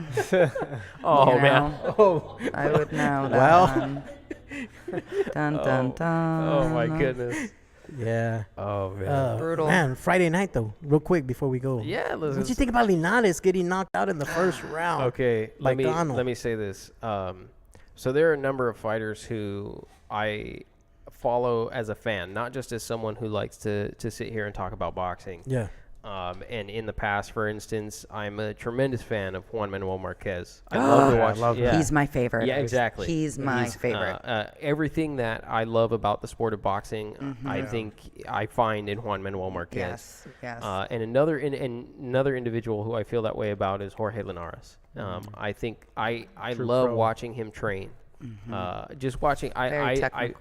I have said on here that Jorge Linares hits a speed bag with his head faster and better than I do with my hands, right? So like seriously, and I love watching Jorge Linares. So my short answer is I was heartbroken. I saw it and I'm sure I cannot relate to what he must have felt in that moment, but for me personally, it's someone who I very much enjoy watching, and I wish all the greatest success for. I went to his last fight in Indio. And I was at the last fight in Indio, and I thought the move to 140 was a good idea for a number of reasons, because it sort of inserts him right into the mix again against some guys who, like Mikey and Lomachenko, who he'd already lost but fought a competitive bout against. And the Kano fight, I don't know what to say. I was blown away. I was blown away by it. Weight classes matter. Did they post the weight of the day of the fight or not? Like, what were the weight differences or no? I did not see the weight difference between them. I will say that there's a visible size difference between them. Like when you look at it. I seen Kano fight the night before Canelo Triple G. I mean, 2 nights before Canelo Triple G. They fought that Thursday night, and he had beat Ruslan Madaev, one of Triple G's counterparts up at Big Bear. And it went 6 or 7 rounds. It was stopped by a headbutt. they went to the scorecards, and Gano pulled it off. Madaev was undefeated at the time, and he looked kind of impressive. But he's been in there with some of the best fighters in the world. I mean, so Gano has the experience, but it was shocking. I mean, I was shocked. I was shocked. I couldn't believe it. Cynthia stepped up to get me something to drink and came back. And she's like, what the hell's going on? Yeah. I'm like, I actually found out about it over text. So what happened was a buddy of mine said, well, that was fast. And I was actually at dinner, and it was on DAZN, so I'm able to go back and watch it afterwards. And I was at dinner, and a buddy said, that was fast. And I said, that's great. Right? Yeah, Awesome. You're thinking it's Linares. Yeah, exactly. I said, that's great. I love watching them fight. I'll go check it out later. The next one. And then he clarified for me, like, no, Kano put him down 3 times, and it's over. Yeah. And I was like, what? yeah, I could not. DAZN. Yeah. It's something else, man. So we'll see where he goes from here. Honestly, this might be it for Linares. I hate to say it, but he's not strong enough for 140. Somebody like Jose Ramirez will hurt him, and at 35, pretty much it's ruled by Lomachenko right now, and I don't see him beating Lomachenko. I mean, there's really nowhere for him to go except to maybe be, what about Algieri? What about Algieri? What about Algieri? They're both at 140. Algieri's not going to knock him out. No. They let him out the cage. Yeah, they let him out. Come on. No, he's with the. Did they let him out the remember? cage? I remember. I know exactly when he was what fighting you're talking Pacquiao. About. Yeah, let him out the cage. They said they were about to let him out the cage, and then that round he went and got knocked down. Like, no, Algieri seemed like he was very pissed off at Rozier. Did you watch those fights? Yeah, I watched them. Yeah, they those looks they were shooting each other after the fight. Well, maybe if I got a real camp. Well, you know what I think is interesting is I thought it was interesting. You actually mentioned this, and it made me think of it. Chris Algieri, he actually fought 7 weeks ago, and he's trying to be active so that he can compete for a title in the very near future before he retires. So the individual who he fought, he was like his sparring partner for his last fight 7 weeks ago, right? So like they literally, not only were they sparring, but they were sparring each other like last month. Right, and now they're in here and they're fighting, cool. And it has to be a really sort of unique experience, I think, to fight someone who you literally just been sparring. Yeah, and you were saying with the girls, a lot of times if you're sparring, you guys might be fighting. Yeah, because the pool's small. You know what I mean? Yeah. It's like during that broadcast, the announcer, the Latin snake, Sergio Mora, he said he would never fight a sparring partner. He would never do it. Right, because of the fact that these guys know their ins and outs, and that can't be more true. I remember going up to a fight in Sacramento. My buddy LaRon Mitchell was fighting up there for Thompson Boxing, and last minute they put him in against a former sparring partner, and he didn't want to take the fight. He took the fight, and mentally he wasn't there. I remember going into his room about an hour, 2 hours before the fight, before we went over to the little arena where they were having the fights at. He's like, I don't feel comfortable fighting him. He wasn't there mentally. He says, man, this guy knows me. I know him, man. He's like a brother to me. He says, I don't want to fight him. And I'm like, then why? Well, why are you doing it? He says, I got to get paid. Yeah. And he ended up losing the fight, man. I mean, he just never, it was like he was gun shy. He didn't want to hit this kid. And it's not that the kid was better than him. It's not that he was a better fighter, more athletic than LaRon. It's just mentally he wasn't in the game, and he ended up losing that fight. You remember Andre Durrell actually dropped out of the Super 6 when he was aligned with Andre Ward and said he didn't want to fight him, that they were friends, and Andre Ward said, I'll do it, it's fine. Yeah, and Andre Durrell said no, he couldn't do it. He couldn't get his head around it. So he left Super 6. He didn't want to take the L. He don't want none of that smoke. No. So, I mean, upset losses for Jorge Linares and Bryant Jennings. This here. Was it really an upset for Bryant Jennings? I mean, this kid that he was fighting, Rivas, was undefeated, right? Pretty heavy-handed. He's undefeated and heavy-handed. I do think it was still an upset loss. Bryant Jennings is still, I would say, the A side of that fight, and I think from a promotional standpoint, the individual who they expected to win. And he was winning. I mean, the judges actually, I think, had Rivas up by a round going into the 12th round. So Rivas probably would have won either way, even without the stoppage. But I actually think that Bryant Jennings did experience a lot of success in that fight. But Oscar Rivas now has probably knocked Bryant Jennings out of the top 10 in the rankings. So Oscar Rivas, congratulations to him. But I do followed him because he's a vegan. Jennings. Yeah, I see that. I saw that. You're vegan as well? Yes. She is a passionate vegan. Is Madi one too? Somebody. I don't know. Dax is like, no. I could have sworn. Somebody said no she comment. was. But yes, I am. I'm for animal rights and, all of that. My wife's saying she is, so okay. Yeah. So we have that in common, so I like that.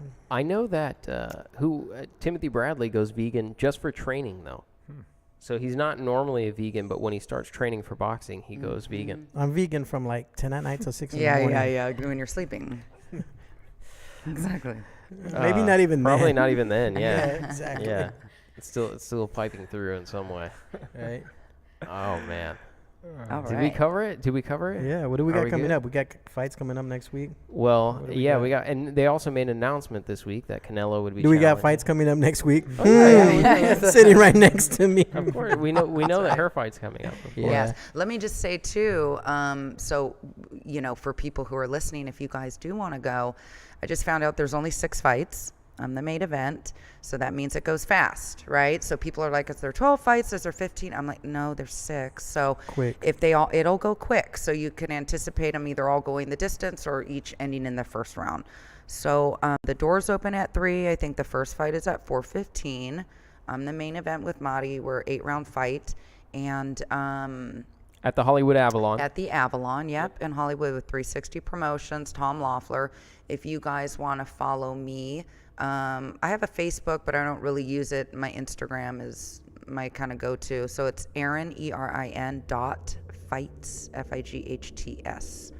So if you guys want to give me a follow, I'd appreciate that. Absolutely. This weekend, we have Keith Thurman and Josecito Lopez, the return of Keith Thurman.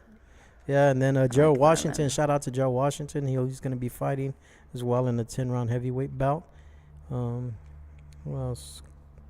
A couple of the Gary Russells are going to be fighting. I think maybe 4 of them. No, like 2 of them.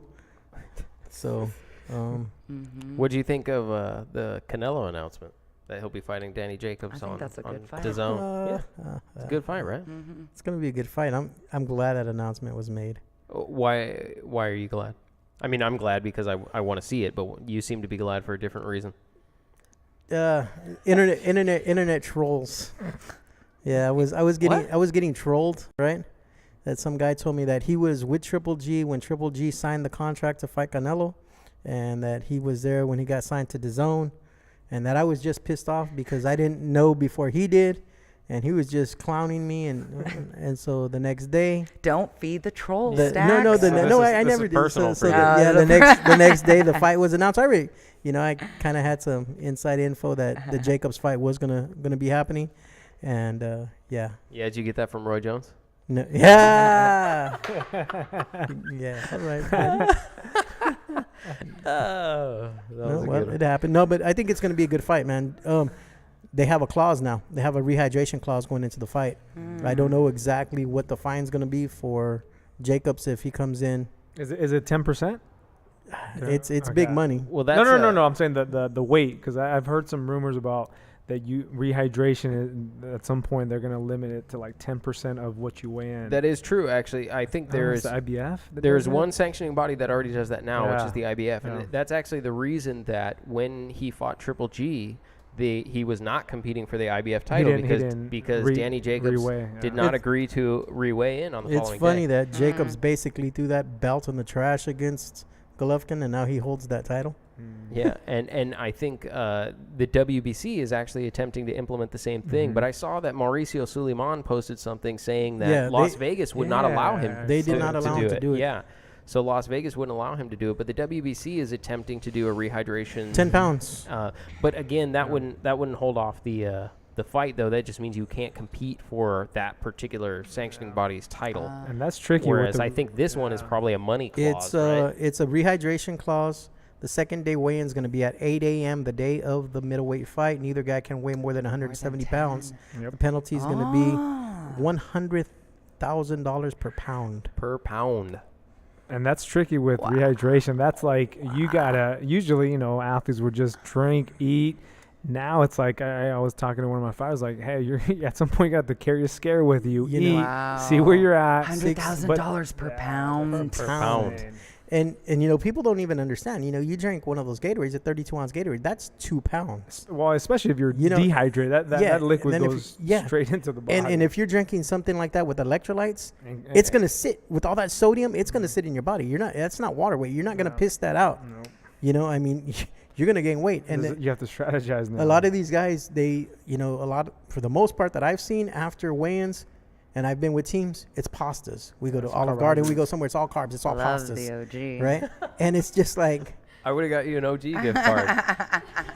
Yeah, so, it's going to be tough for some of these guys that, But it's at 8 a.m.? 8 a.m. So that's actually not, you can try to, first thing is going to be that rehydration, but if it's at 8 a.m., that gives you plenty of time after that to even get more weight on your body before that fight, which is... Yeah, so 8 a.m. and then OG and then the fight. No, I'm just kidding. No, but then again, you don't want to go in super heavy and lethargic, with all that weight sitting on you either, so after 8 a.m., better be a quick eat or do whatever you're going to do because, It was kind of the strategy for Jacobs against Triple G, though, was to come in that over. Was a strategy. Exactly. Was to size up and gain that size advantage. Who do you favor in that fight? Who? Me, Canelo. Yeah. Yeah, Canelo. I'll agree. I think so, yeah. I think he beats him. I think he's a shorter fighter. I think he's going to... Jacobs sitting back and trying to counter the way he did against Golovkin isn't going to work with Canelo. Canelo will find a way to, to come inside and work that body. Liz M jumped on. She said there's water pills, OTC, to remove water retention. Have you ever heard of that, Coach? Yeah, but when you're rehydrating, it's like your cells. If you do it right, there's a strategy to it. That week of the fight, if you do it right, the whole purpose of those cells is to pull in liquid. So if you rehydrate yourself, and especially if you're cutting a lot of weight, you want to get that back in the system because if not, it just becomes super unhealthy. So the pills, there's certain pills, but when you're dehydrated, your cells are ready to take in some volume. And it also depends what's in those pills, because if there's some type of substance that's banned by the Nevada State Athletic Commission, these guys got to understand what they're putting into their body too, because there is a list of banned substances. Yeah. So even if, this pill contains something, this water pill contains something, the last thing they want to do is piss hot, so, and the water pills aren't necessarily, like I said, they're going to work for, drinks with higher electrolytes and a lot of sodium in it that are going to try to keep them hydrated. It's a lot different when you're drinking, things with, 500,000 milligrams of sodium in it than it is with water. So there's a lot of variables there, like Coach was saying, and he would know a lot better than I would. You seem up on this, though. I was going to say, you have a lot to say about the water pills, bro. Yeah, just a little bit. What's going on? It's like you've used them before or something. No. Allegedly. Yeah, allegedly. just the Mexican carne asada, brother. That's it, man. Clenbuterol in your system, huh? Probably. Yeah, maybe. All right. Well, what do you think? I think we covered it. Yeah, I think we pretty much covered everything. Okay. Unfortunately, I will not be able to attend your fight on Sunday as I have an evening show here, so we'll be a little bit later next week. I will be here with Luis Mejia, who is a photographer, and you'll see some of his works in ESPN, and actually he's got a lot of really amazing photos, so I'll do my best to share them with you guys as we're here. That'll probably be around 6 in the evening, so you can check out Beat the Count in the evening. You can follow me on Instagram at Beat the Count, Facebook at Beat the Count. And there's like 6 different things that the show is on now. I don't even know if I should list them all. But Stitcher is new and TuneIn is new since the last time that we did it. So awesome. And then if people missed this, they can replay it, or how does that work? Absolutely. So the way that it works is we're live on YouTube, but it's also recorded to YouTube. So if they go to YouTube and they type in your name, for instance, this episode will come up.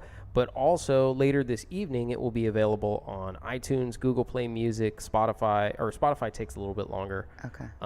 Stitcher, TuneIn, but those are audio only. Okay. So they can check out the audio version of the podcast. But then they miss out on the looks, all the lovely people who are up here today. Right. Good looking crew. Thank you guys so much for Thank you. For being up here with me. I enjoyed this. Maybe our longest one yet. Yeah, I think so, man. I think this is our longest one yet. It's because you jinxed us, man. You say we're only gonna go. It's an not hour. a jinx. It's not. I like doing this. No, so do I. So Yeah, like, this is so awesome. it's not like a bad thing. But yes, thank you guys for hanging with me for these couple hours. Thank you. Check us out next week on Beat the Count. I almost got my show name wrong. Check that out. It has been a long day. You're tired. I am. We're all tired. Peace. Peace out. Ow, ow.